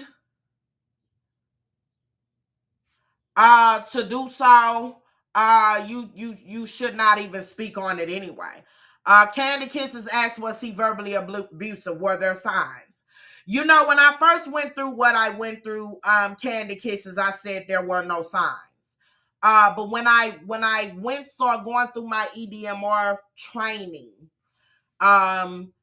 there were signs, not that he would be physically abusive, but he did say some verbally abusive things. Now, he wouldn't have never gave me any indication that he was going to hit me.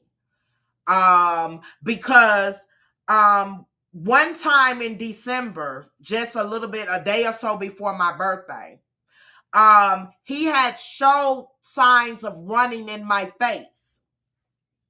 And I've told people this before. And because I'm trained, I have a black belt, and then I'm trained to defend myself as well, and I carry a firearm. He was coming towards me in an aggressive manner. I immediately got in a protective position, and I told him to get out of my face repeatedly. He did not get out of my face. He continued to point his finger in my face, and it triggered me, and I pushed him. Now, let's be clear. I should have never pushed him because the law can deem that as assault. However, he was in my face and I felt threatened, so I pushed him out of my face. So he did show aggressive signs, but never that he will put his hands on me, not while I'm standing up. He knew that would have cost him his life. Because again, I am a trained black belt, and I also is a trained shooter. And so I would have unloaded the clip on him, period. The coroner would have been coming to get him up out of my house, DOA, on the way. And so he knew that. And so that's why I was woken up out of my sleep and abused and thrown down and all of that good stuff. So yeah.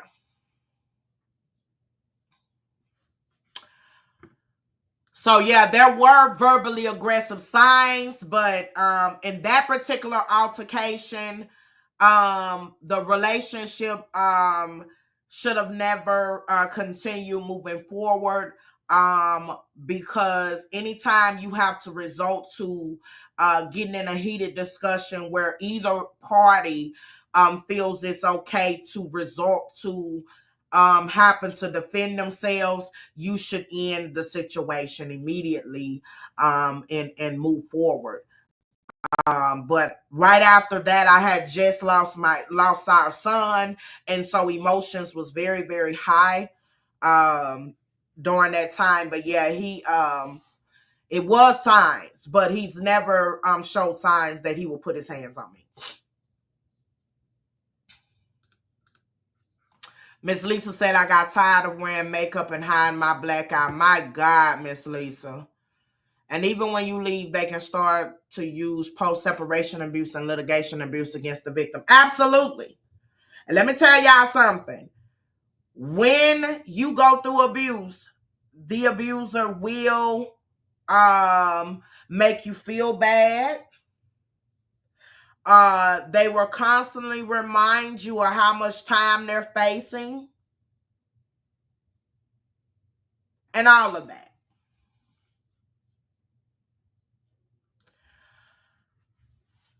100. I said to myself, what in the hell wrong with me that I would drive my car to pick up a man who just beat me, strangled me, uppercut me off my feet, and let me go sit on somebody's couch? Absolutely. You start saying, now what you doing? Eventually, even if you take them back, eventually you're gonna get to know your own strength. And you're gonna eventually look yourself in the mirror and you're gonna say, now wait a minute. What am I doing? But it takes some of us to get to that part a little sooner or a lot later than others. So if you don't reach that stage quicker than somebody else you may know, give yourself some grace. We all reach different levels at different times. It's when you reach that level, you know what to do, and you get out and never look back. Yes, definitely share. Make sure you guys hit that like button. Several black eyes, Miss Lisa said, and she was 7 months pregnant. Miss Candy said, if you don't mind me asking, how long were you guys together before that night? We were together off and on for almost 3 years. As I stated, we had broke up. We broke up after that incident when he ran in my face. We were arguing and I got up and walked away. And as I'm walking away, I'm in a totally different room preparing for my birthday dinner. He decides to get up, jump up, and run behind me in my face. And I'm telling him to get out of my face, get out of my face, get out of my face. And he never did. He was steady pointing in my face loud. So I pushed him out of my face and told him to get the blank out my face. And I told him then, I will kill you. Because again, I have never allowed myself to be abused. And if I'm standing 10 toes down, you was not going to abuse me. But he showed some very hyper aggressiveness towards me. Now, again, I will never condone anyone putting their hands on anyone. But at that moment, he was very aggressive in my face. I asked him several times to step back, and I pushed him out of my face. Now, we broke up after that. But mind you guys, things was very rocky before then. Again, I had lost my son. He was not there. I spent several days in the hospital. He was nowhere to be found. And he later told me why after we had a conversation. But in that moment, I thought he was a no good deadbeat. He was a hot trash mess. I wanted nothing to do with him. And so I really was in a relationship very unhappy. I really was just going with the motions. And I really was only talking to him because of our son. Other than that, I don't think he would have gotten a conversation because I really despised who he was as a person and as a man. And so looking back on it, if I had a reset button to do, after we broke up from that alleged incident and then me feeling like he wasn't there for my son, I wouldn't have never went back and rekindled anything with him. But it was because of the love I had for him, because of my son, we rekindled. And as I stated, he has never shown signs besides that day of threatening behavior. But verbally, he would do the yelling. He loved to chastise. He would do the little chastising. He'll run his mouth. He has a way of words and will play games. So off and on for 3 years, Candy. But a friend of mine had found some information. We were constantly getting into it. I really was allowing him to come. We didn't live in the same city. I allowed him to come, and I had found out some information on him, and I really was over it and really ready to end things. And so me looking back on it, he should have left way before that night. Gone on about your business. I know you're a liar. You're a community whore. Gone on with whoever, and good day and goodbye. But that didn't happen. So I blamed myself repeatedly. So Anti said, and even when you leave, they can start using post-separation abuse. Okay, I read that one. Let's see. I read that one. Trying to get caught up, yeah. Verbally, emotional, and psychological abuse often turns into physical abuse. You know, we have had this conversation, and there were signs there. Absolutely. Absolutely. That's why I say absolutely. There were signs. There were signs. There were signs of definitely verbal abuse. Yes, he knew better. So he attacked me in my sleep. He wouldn't have attacked me while I'm standing and I'm awake.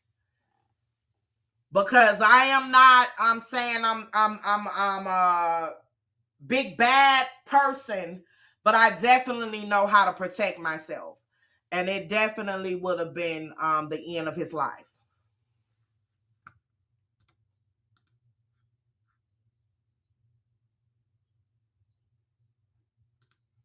Hey, Amelia. Too cute. How are you, love? Yes, ma'am. What ended up happening was I was going back and forth to the doctor, and they gave me the wrong medication. And I end up losing him and not knowing I had lost him. And so I was complaining of cramping, hurting, and I end up going back to the doctor. And so I was walking around with a dead baby in my stomach, y'all. And so I end up having to be rushed into emergency surgery. And so my body was becoming septic. And because of that, I was really ill for quite a while. I almost died. And he just wasn't there. Well, later he said one of my friends had told him he was asking where I was to come, and he showed me text messages where one of my friend girls had told him not to show up, not to come.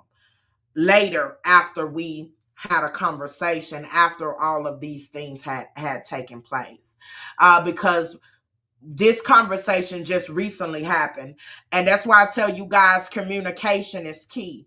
Because the conversation we just had, we should have had this before. So, long story short, I end up losing him emotionally. He was not very supportive emotionally. Even if him not coming to the hospital, he still was not very emotionally supportive. Actually, the topic of my son was kind of a topic that we couldn't mention. He blamed me because I wasn't drinking enough water, so he say, and never went to not one doctor's visit. And so I, as a woman, looking back, in my heal journey, I should have been long gone.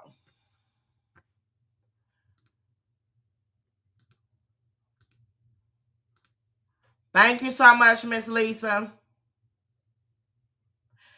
Yes. Yes, he was in my personal space, but he went and told his sister that I just up and hit him. I just hit him. I abused him. And when his sister told me, wait a minute, Kim, that's not the version I heard.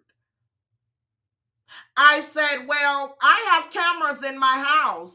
You know, you free to see them. This is what really happened. And when I told her what happened, she was like, wow, that ain't what I was told. But mind you, this guy was a cheater, a liar. And like I said, however, he was very good to my daughter, Destiny. He was a great, great father figure to her. But he had went and told his family, his friends, that I abused him. I hit him. And no, I pushed him out of my face after him yelling and being aggressive in my face. I didn't know whether you were finna try to hit me then. But again, that action is still wrong. I'm not saying what I did was right, but you gonna get the hell out of my face.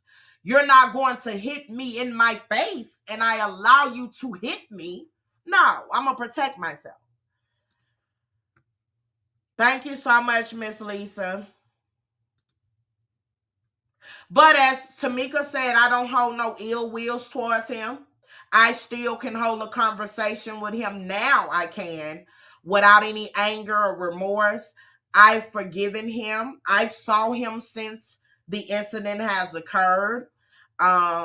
Destiny has spoken to him and told her how she feels about him as well. And I don't wish him any bad luck. Accountability will happen though for what was done to me. But I do think he has an issue with alcoholism. I do think he needs to be rehabilitated and get some type of help, because them locking him up just won't do the trick. He does need some type of counseling, help, and all of that. But yeah, I don't hate him. I'm not upset with him. I called my people away. I told my people, please do not bother him, hurt him, or anything. Allow God and the courts to do what they need to do. So, yeah.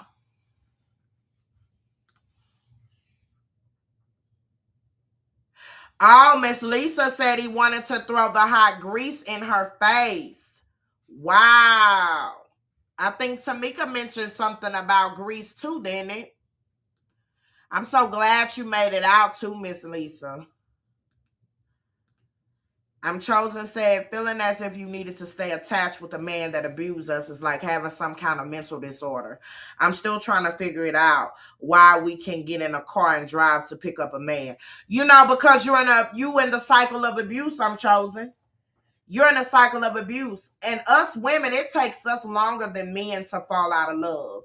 We still, for some reason, hold on to hope for these men, and they can be monsters. We still hold out hope.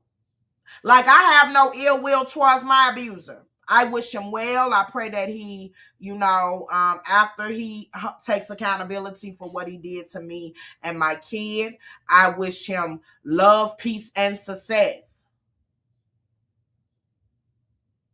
But accountability will take place for what has happened, and my child not wanting to go to school, not sleeping, and all of that. But hatred, animosity, and like I said, I have a conversation with him. He still checks on me and my kid. I don't have any ill will towards him, and can sit in the same room as him. I don't feel threatened by him because, again, I know in my heart, without me being asleep, the scenario would have been totally different.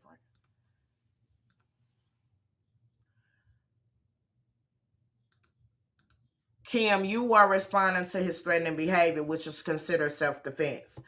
Absolutely. And when I talked to a friend of mine that is a police officer, he said, if he would have called the police and his record, he would have been considered self-defense, and he actually could have went to jail for coming in your face, pointing his finger in your face, aggressive behavior.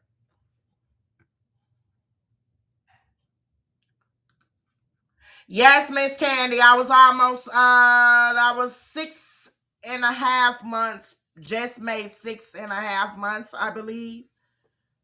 Yep.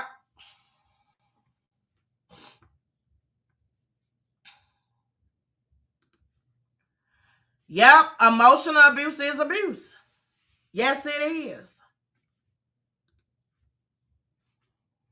Miss Lisa said he always would say, I will F your face up all the time. Wow, Miss Lisa. That's not good, Miss Lisa. Very possessive. Very possessive.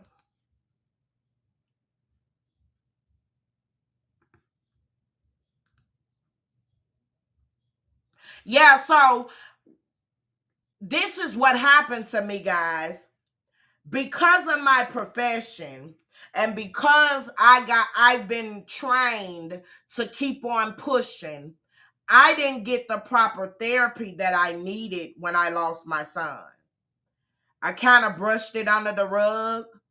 I got therapy for it, but I because I'm a therapist, I knew how to work the system and play the system to make it like I was okay so that I can get the release to go back to work. And I continued to work, but I never really was okay because every time I would see a newborn child, especially if it's a boy, I would break down screaming and crying. Um, if I see someone with a newborn or I watch a movie with a baby and as the storyline, man, it used to mess me up bad, child. So I knew psychologically I had to get some help because I was struggling. But I just kept going, busy, busy, busy, seeing over 45 people on my caseload.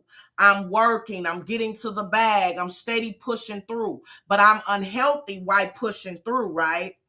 And so I wasn't getting the help from him because, again, this was a topic that we couldn't discuss. So even after we rekindled, it wasn't until I purchased this house that we actually rekindled somewhat of trying to pursue a relationship.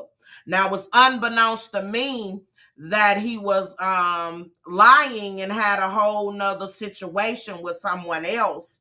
I didn't find that out until after the abuse, right?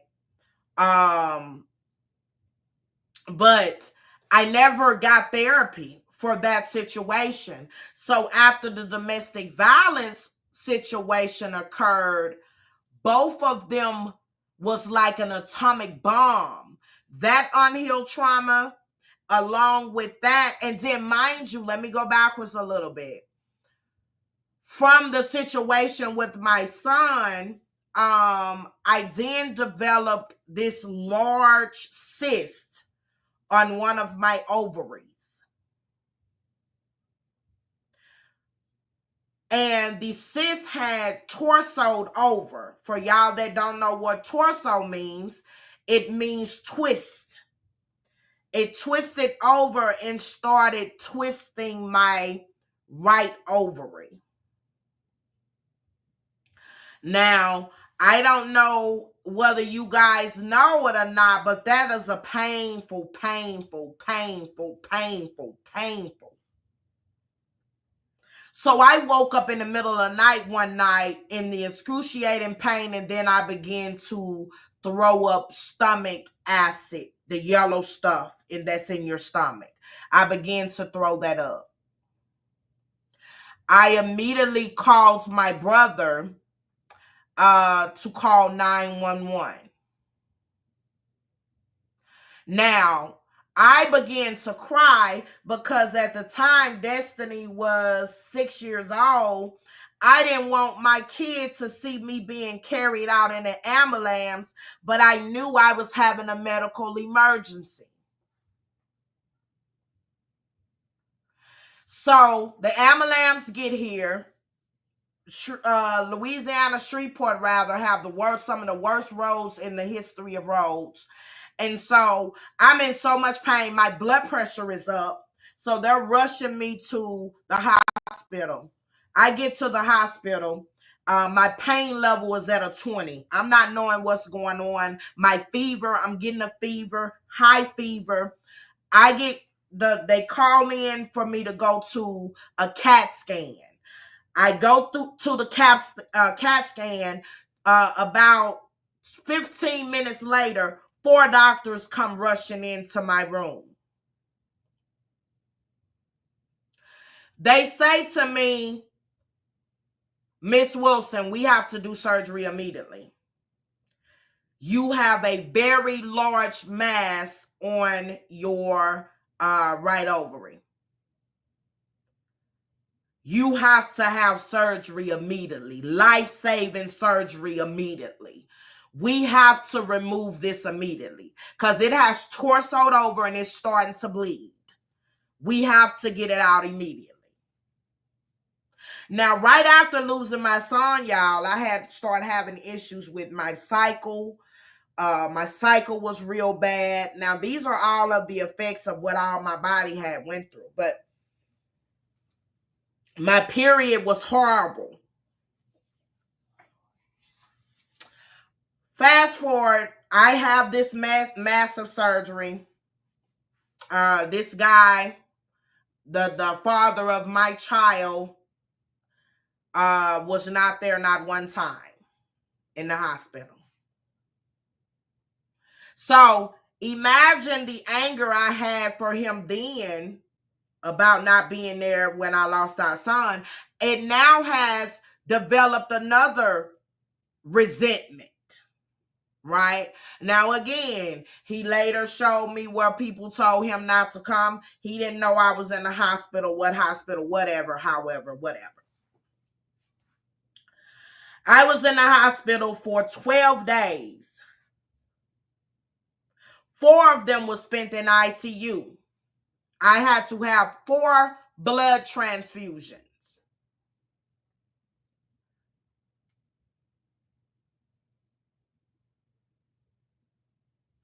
Right?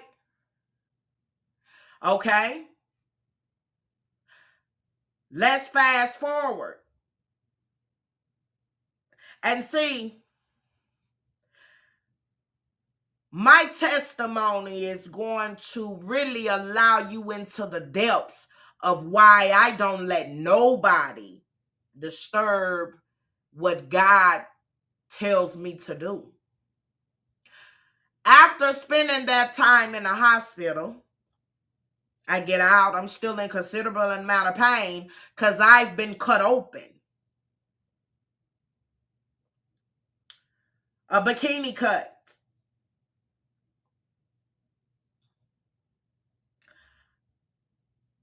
I learned in the hospital they removed a 30-pound cyst off of my ovaries, the size of a basketball. I am the second woman in the state of Louisiana with that size of a cyst off of my ovaries. They start passing the picture of it around. It was massive. And something out of a horror movie.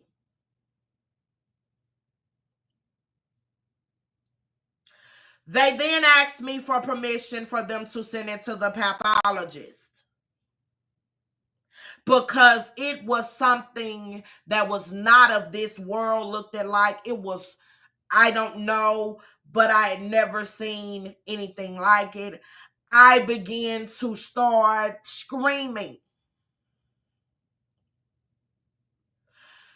So imagine a woman that just lost her son and now she's laying in the hospital going through that. And the man that says he loves her is nowhere to be found. Probably spending that time with some other woman. It wouldn't shock me. Nowhere to be found, right? So my love for him had changed right then. Boom. I said, this old ninja. No good ninja that don't deserve me, don't deserve my time, don't deserve anything.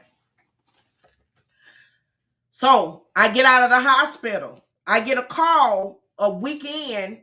Hey, Kimberly, the OBGYN that performed the surgery calls me to check on me and to see how I was doing and also to give me the pathologist report. They say the pathologist report is abnormal. We need you to go in and see a gynecologist, ocanologist, because it's abnormal.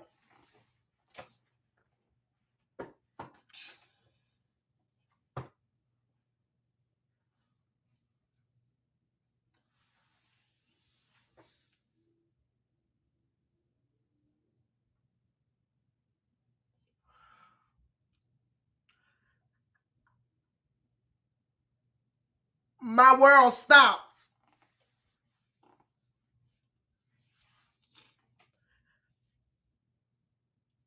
I began to panic. I said, abnormal? What do you mean, something like cancer? She says, yes. I said, oh my God. I immediately thought about my kid.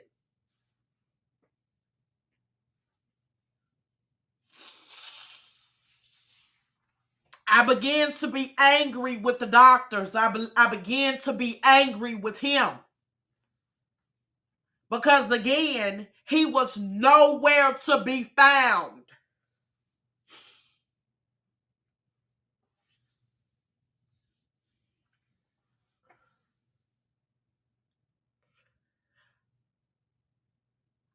I remember hugging Destiny.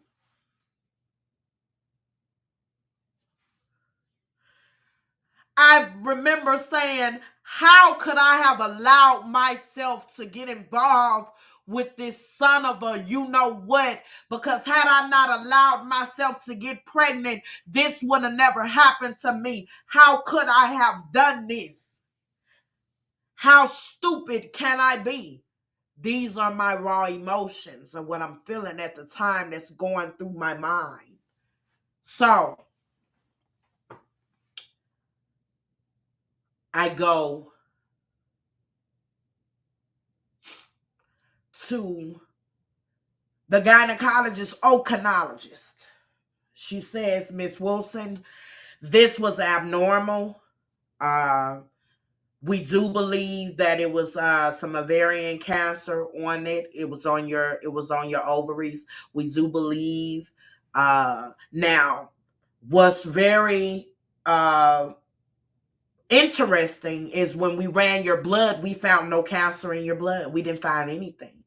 She said, but I do have a concern that this may be cancer related and that you can potentially have cancer. But it's in its very early stages if it is. But I would like to do more tests. I also would like to do I forgot what it's called, but it tells you if your children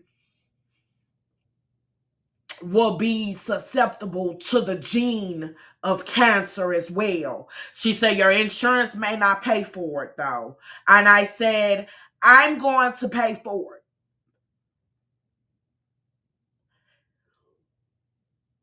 Whatever the insurance don't pay for, I'm going to pay for it. Because I can't allow my baby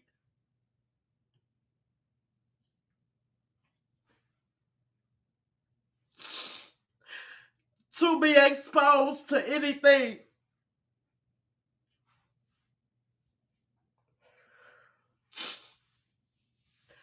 I then do the test to check me to make sure I don't have any cancer genes. It's a gene cancer test, y'all. I made sure I didn't have any cancer genes, that I didn't have no gene that'll pass on to my little girl. And each time I'm waiting, I'm scared to death. The test takes about 2 weeks. By God's grace, I had no gene, and no gene will pass on to my kid. That's all I cared about.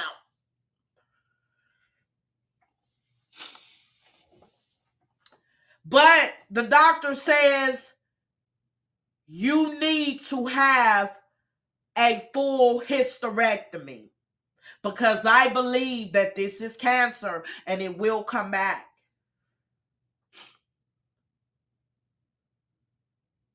Another one will grow. This big old massive cyst will grow again on your other left ovary that was left.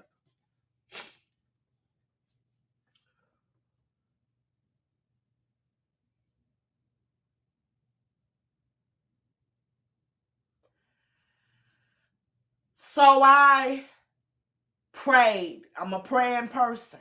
My family began to pray for me. My sister, who's an evangelist, began to pray. All of my friends, all of my close people began to pray for me. Nobody knew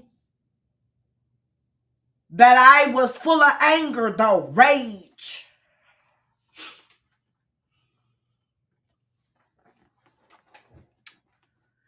Because I felt like in that moment, had I not got involved with this sucker, I wouldn't be going through any of this medical stuff. And then not only am I going through that, you have the audacity not to be here.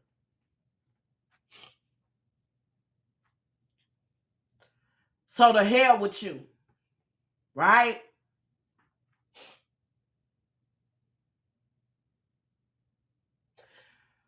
This was in March. She says, I'm going to let your body heal a little bit, and I'm going to schedule you for a surgery in April the 3rd.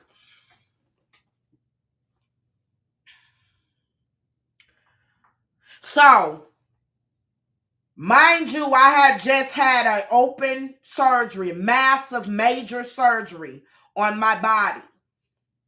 I got a cut, and they had tried not to cut me. But when she went in and she realized how massive it was, they then had to cut me open. So I have about 18 cuts in my stomach from them trying to go at different angles to get to it. And then when they got down with the scope and the camera, she realized that no, she has to prep me for emergency surgery. She got to now call other specialists in immediately because it was bleeding out as well. So my stomach is looking like a guinea pig. I'm looking like I've been butchered.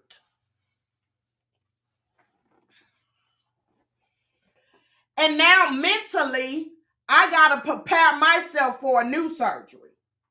And I'm scared to death that all the tests that they running, they may say it's something extra. So I just lost my son.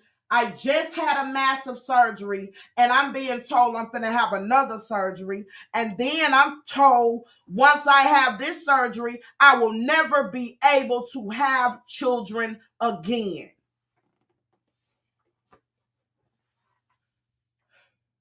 And remember, it was just destiny. And my dream was always to get remarried and have more children. I love children. The sound of children is the most beautiful sound in the world. So my heart is shattered. I'm told I can't. They're about to remove everything. So I say,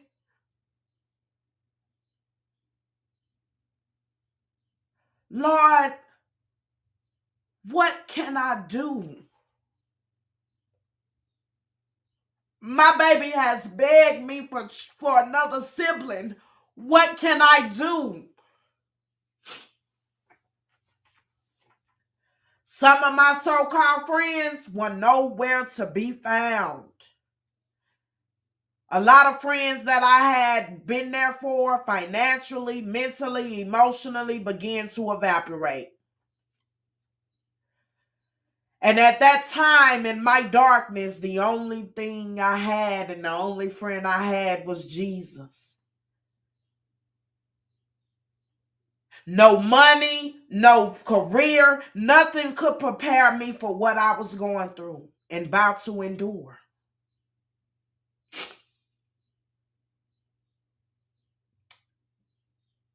As days go by, I'm struggling with, am I really about to lose my ability to have children? How am I going to explain this to my child? Because she had been actively asking for a sibling because being the only child is lonely.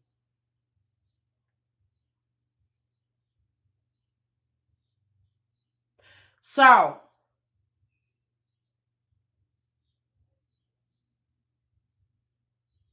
I go through the process of that. I go and have the next surgery. Let me tell y'all what God has done for me. Let me tell y'all how good God is.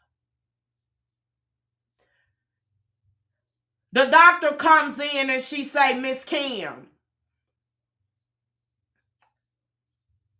all of the tests came back clear. You now have an option for me to remove your left ovary. She said, but I am concerned that one of them may grow back from all of the things that your body has went through. I am concerned. But you now have an option.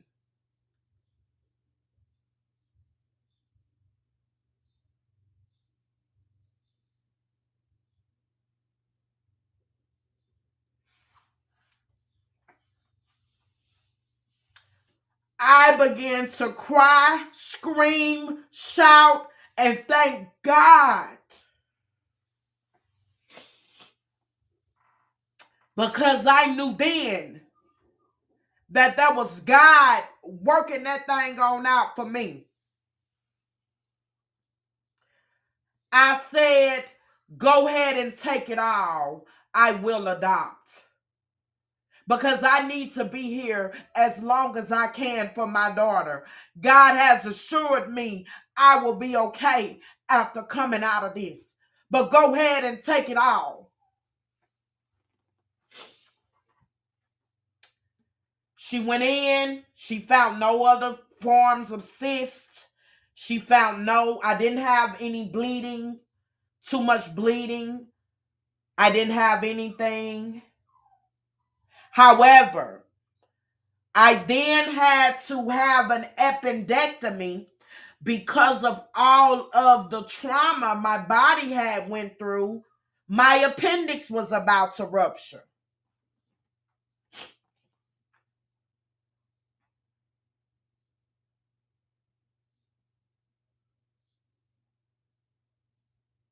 So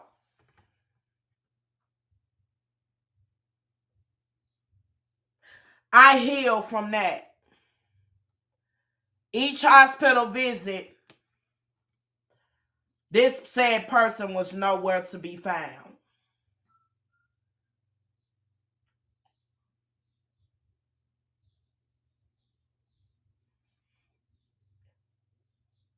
I go through my healing.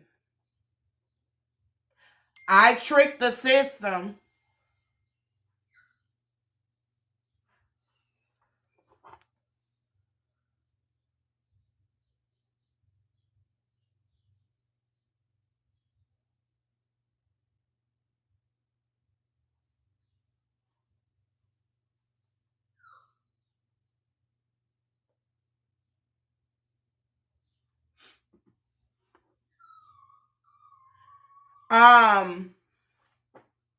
So as I go forward,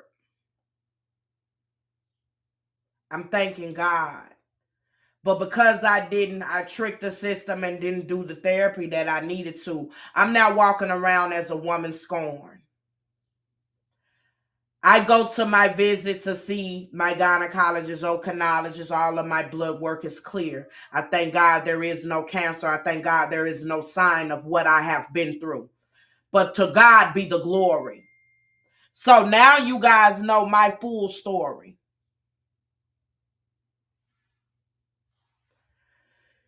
You guys now know how God has brought me through the brinks of death over and over and over and over again.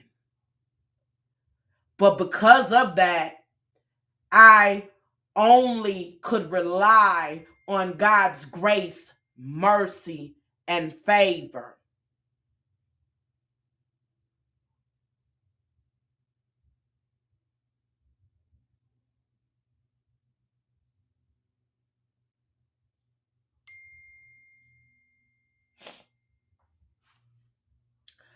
I could only rely on his grace.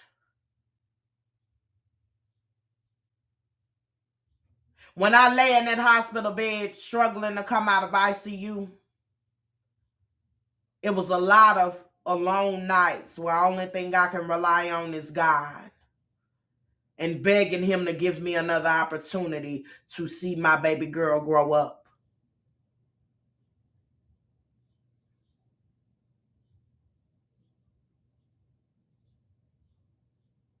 So that's why I tell you guys the importance of not skipping over trauma.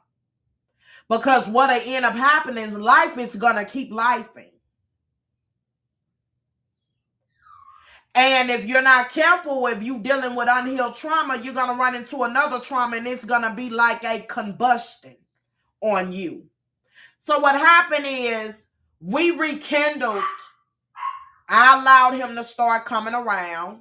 You know, when I purchased this house, he always knew I was that girl. I was always about my money. Always have had something. So if I was him, I wouldn't let me go either. So as we rekindled, mind you, I'm still holding on to the bitterness. So I never really loved him again. I pretended like I did, but I was just going back to what was familiar. Because I'm not a woman that sleeps around, and I'm not a woman that don't deal with people. But I went back to someone that was familiar.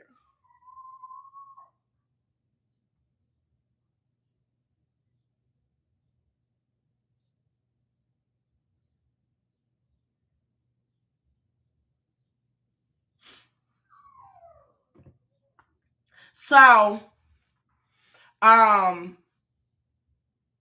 is a relationship and a rekindleness that should have never happened without truth. I should have sat down and told him how he made me feel from not being there. I should have sat down and told him the hatred I had in my heart, the bitterness, the iniquity I had in my heart, and maybe we should always remain friends, but not even attempt to be in another relationship, situationship, or nothing else. Because I didn't see him in the same light. I seen him as a jerk, an idiot, and a deadbeat. That's it. So as women, we have to heal before we move on. And we got to make sure we don't trauma bond with men. Or a man, please don't trauma bond with a woman.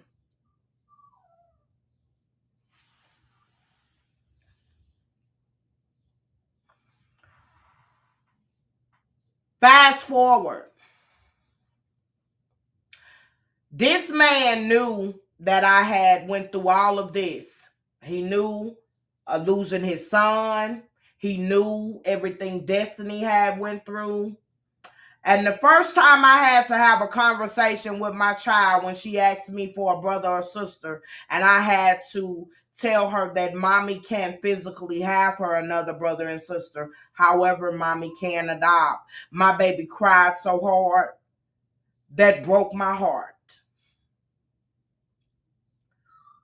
So see, guys, Destiny has been through a lot.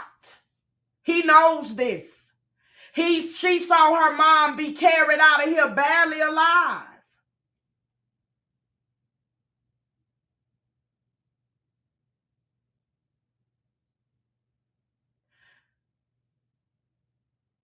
And I go through all of this. And instead of we always had freaking arguments because I would just do stuff in hopes that he would go away and don't come back. I was like, damn, he not getting the message that I really don't want him around.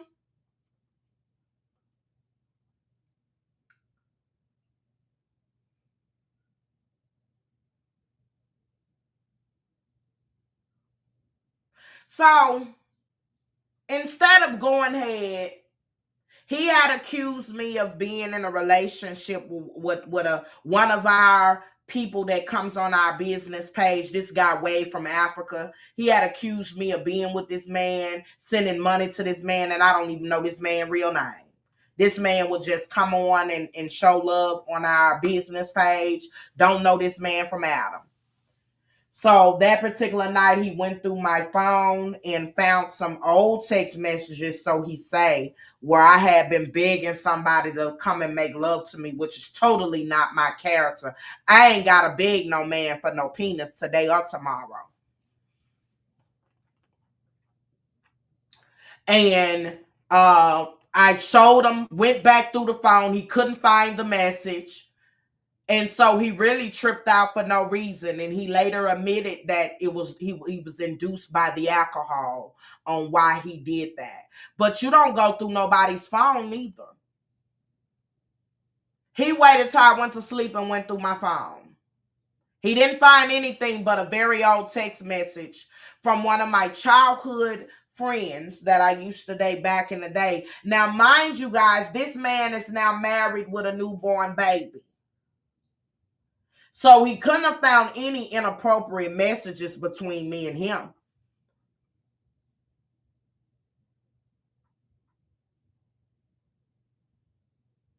But he had drunk just about a whole bottle of Douce. And he knew what Destiny had been through. And he he kept saying he's gonna kill me, slapped me in my face, kept hitting me on the side of my face, busted my eardrum. And busting my eardrum, strangled me, and the only reason why he stopped was because Destiny was screaming and crying. She heard me screaming, and she was screaming and crying. She ended up getting in the door. He hurried up and shut the door and made her fall. I managed to get to her. He's steady telling me to put her to sleep because he's about to kill me.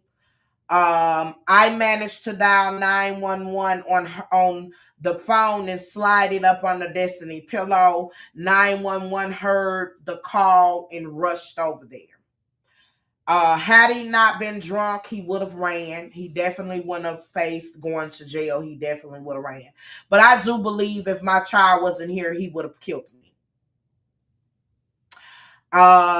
He made sure there was no weapon in the house. There was no weapon to be found. So yeah, to answer your question, there were signs. Absolutely. There were signs of aggressiveness. No, he had never physically put his hands on me before this night. Do I forgive him? I absolutely forgive him. I don't hold no hate or iniquity in my heart for anyone. However, accountability for my child, Destiny then developed night terrors again.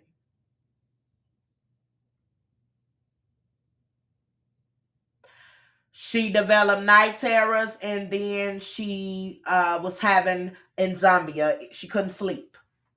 So I had to take her back to her pediatrician 4 or 5 times before she finally found the right medication to take for her. Now she sees a counselor. She is in therapy. The counselor sees her at school as well as outpatient. Destiny is an amazing kid, though. She just won a terrific kid award. So despite what she has been through, she has won a terrific kid award. She runs the business better than me. She's the one make sure you guys have your totals. You have everything you need. She stays on me about it. She makes sure we order supplies and everything. So she runs her business, honey. But when kids are involved, it's a tricky situation because she still loves him.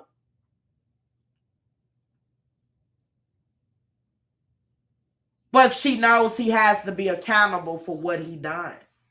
So that's why I couldn't put her on the stand, because he was good to her, very good with her.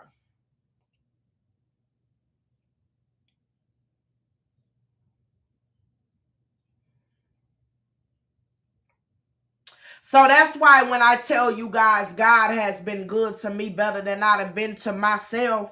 So all of those times where I could have died, my appendix was about to bust. Before that, me and Destiny was involved in a very bad motor vehicle accident where the doctors was like, man, how did y'all survive? So we trauma after trauma after trauma after trauma. And so God has spared my life because he had work for me to still do. And I don't plan to let God down, because I'm grateful for him to allow me to still be here, to still see my little girl reach certain milestones, to see her blossom and heal. She's a resilient little girl. And because I've raised her around kindness and mercy and grace, she's a very sweet little girl as well. So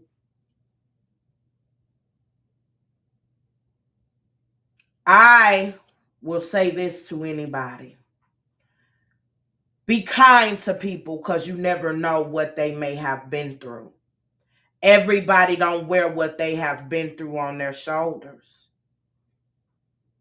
I most certainly, by the grace of God, don't look like what I've been through. He busted my eardrum. I had to have surgery. I now can only hear 43% out of my left ear. I wear a hearing aid. And I've noticed it has messed with my speech, especially if I get tired. I notice it has messed with my speech some too. Thank y'all so much. That is my heartbeat. And so, my wounds have healed, but it has left me with permanent damage, where my doctor told me to go fill out for my disability. So when someone is talking to me now, I have to watch their mouth, especially if they come to me on my left side. I have to watch their mouth.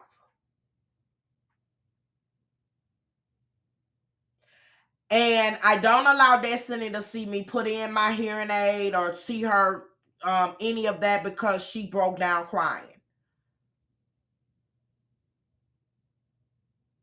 So it's certain stuff I keep from her, because she really broke down. That really broke my baby down. And so being kind don't cost you anything, because you don't know what life storm someone had to overcome. You don't know what life storm someone had to overcome just to show up and be okay. That's why it's important to me that you keep your mouth off people. because you don't know what storms that they are A, still may be going through, or B, that they had to overcome just to show up and be present.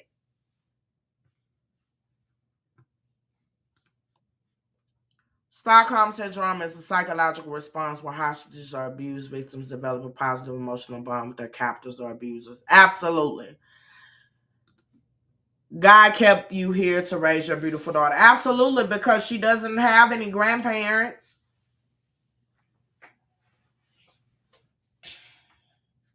So the resources are very limited. And then until recently, her father, I was a single parent. And even now, we had a conversation yesterday. He's wanting me to drop child support, but sir, you ain't been helping doing anything for her since her daddy and daughter dance, sir. Like, what are you talking about? What are you talking about, sir? It just really kills me how they have the audacity. So yeah, that is my story, my full story in a nutshell. And like I said, there's a lot of things that has occurred after the abuse. We are now in litigations. We in court. It is a second status hearing in early June. For him to take a plea deal. On this first one, they did not even offer him a plea deal because they were anticipating on whether I was going to participate with the courts or not. So again, he will be held accountable. Now he does have a record. And so what'll end up happening is, if he's found guilty for these charges, he will have to face an automatic 10 years in prison.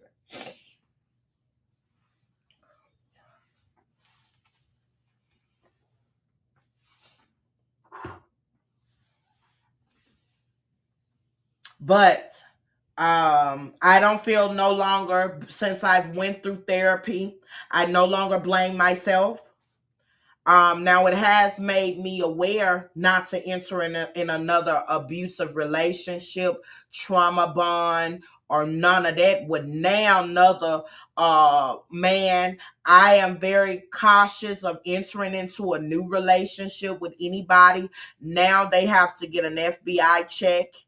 And even after I check their background, I have them investigated where their daily activities is monitored, how they interact with their family is important. If their mother is alive, I need to know what type of relationship you have. I need to know, do you have any childhood trauma? All of that's important. And they most certainly will not meet destiny unless we are planning to get married. I will not expose her to another man unless I see that we're headed to marriage. That's it. And I tell people that I meet, if they can't respect and understand that, oh, to the hell, to the well.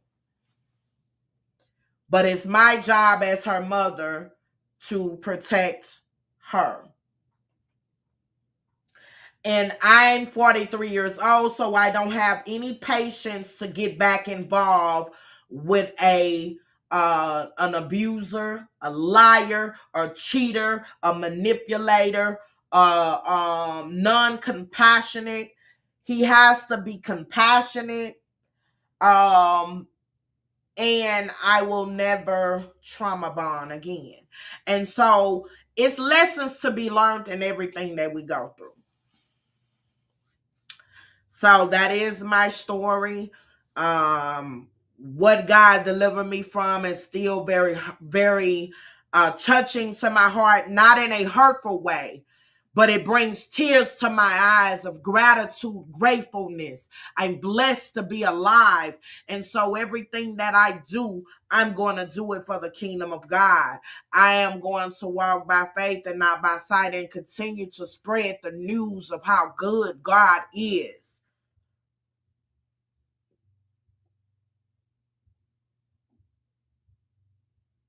because God has just been too good not to.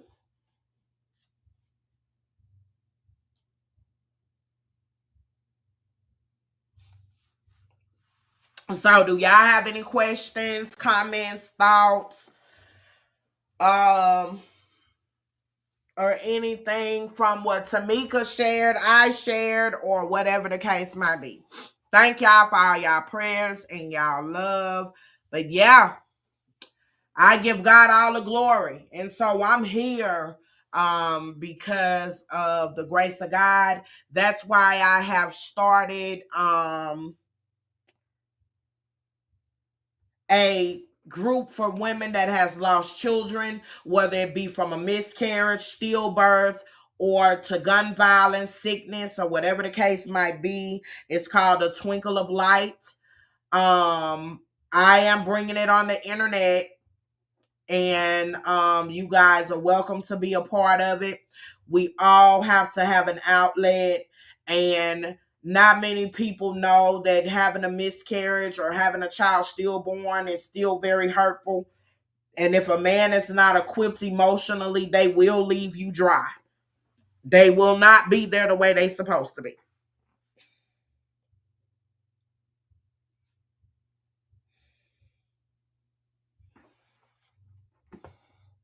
Love you back, and you guys are welcome. You know, over here, it's truth, and Candy had asked, and so I wanted to be truthful with you guys of what happened, how it happened, what I went through, how it built up to what it is now. And that is what I went through. That is my story. When I raised my shirt up, I still have the scars to show what I've been through, and a reminder to never not give God the glory. Because I still have those cut marks. They've healed, but you can see those different cut marks. And then the bikini cut, you can still see them.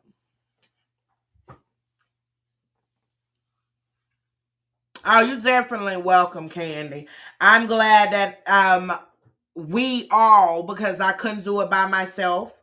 Shout out to all of you guys for all the work that you have done, all of my mods, all of the supporters that has allowed us to have a sacred space where there is no judgment, there is no buffoonery, and we're able to be truthful and our authentic self without judgment. So I'm grateful that what the channel was set out to do, God is definitely moving in this area, and there is no buffoonery going on here. So yeah, you guys are definitely welcome. I love you too, Miss Lisa. Thank you for sharing your story the other night as well. Miss Lisa has been through a lot as well. Miss Lisa shared she was pregnant and was attempting to be unalive while she was pregnant with her son. Miss Robin, you're very welcome. And yeah, as Candy said, you guys, please make sure if you're not subscribed to the channel, subscribe to the channel. Bible study will be Tuesday. I have a great topic for you guys. We will be playing cahoots as well, because so we can get these care packages out, because you gotta have the word of God in you, because when things like that in life happen, He'll make sure that all you have is to rely on him, because we put everything before God. I had my career, so I ain't make much time for God like I really needed to. And in that moment, he showed me that he still has to be number one. So yeah, that's, make sure you guys please like, share, and subscribe. And yeah, we're not doing that over here. So thank you to all of everybody that is new, that is coming in. As I stated, I allow God to move me. I did not have a scheduled live today, but when she hit me up and told me what she needed, I listened. That is what I do. And so if anybody else you know that may want to tell their story, get them over here. Tell them we have a sacred space here. Whether it be domestic violence, it may be child abuse, it may be whatever.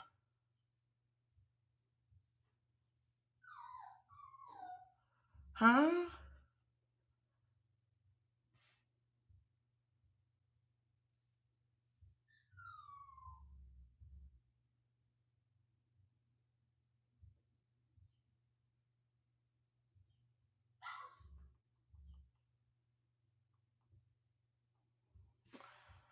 So, yeah. So, if it is no questions or concerns, I'm about to get off of here. I need to see where Destiny at first, because baby, when she gets outside, child. I need to see what Sister Girl is so I can get her bathed and comb her hair for church in the morning, because when we get up in the morning, Sister Girl be on a totally different level, and so we won't be late. I have to comb her hair the night before and get her clothes and stuff ready and prepared for church.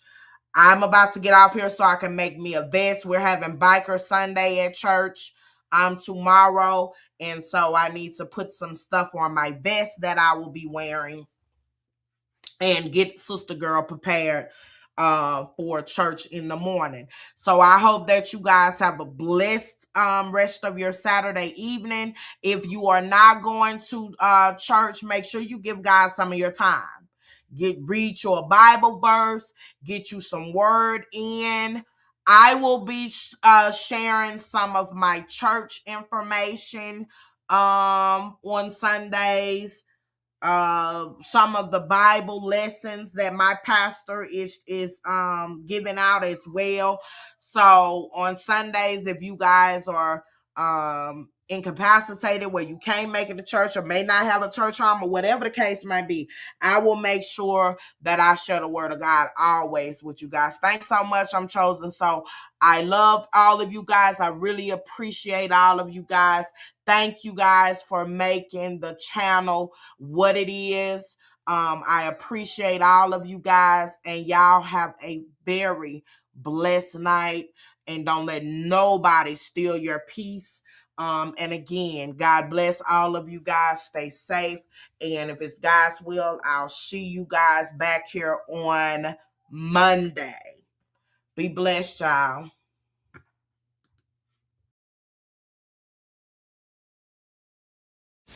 Hello, thank you for watching Fixing Your Crowns with Dr. Kim Wilson. We appreciate all of your love and support, and I am sending you love and light always. And remember, on your healing journey, it's not how fast you get there, it's when you get there that you will be okay. You be blessed. Bye.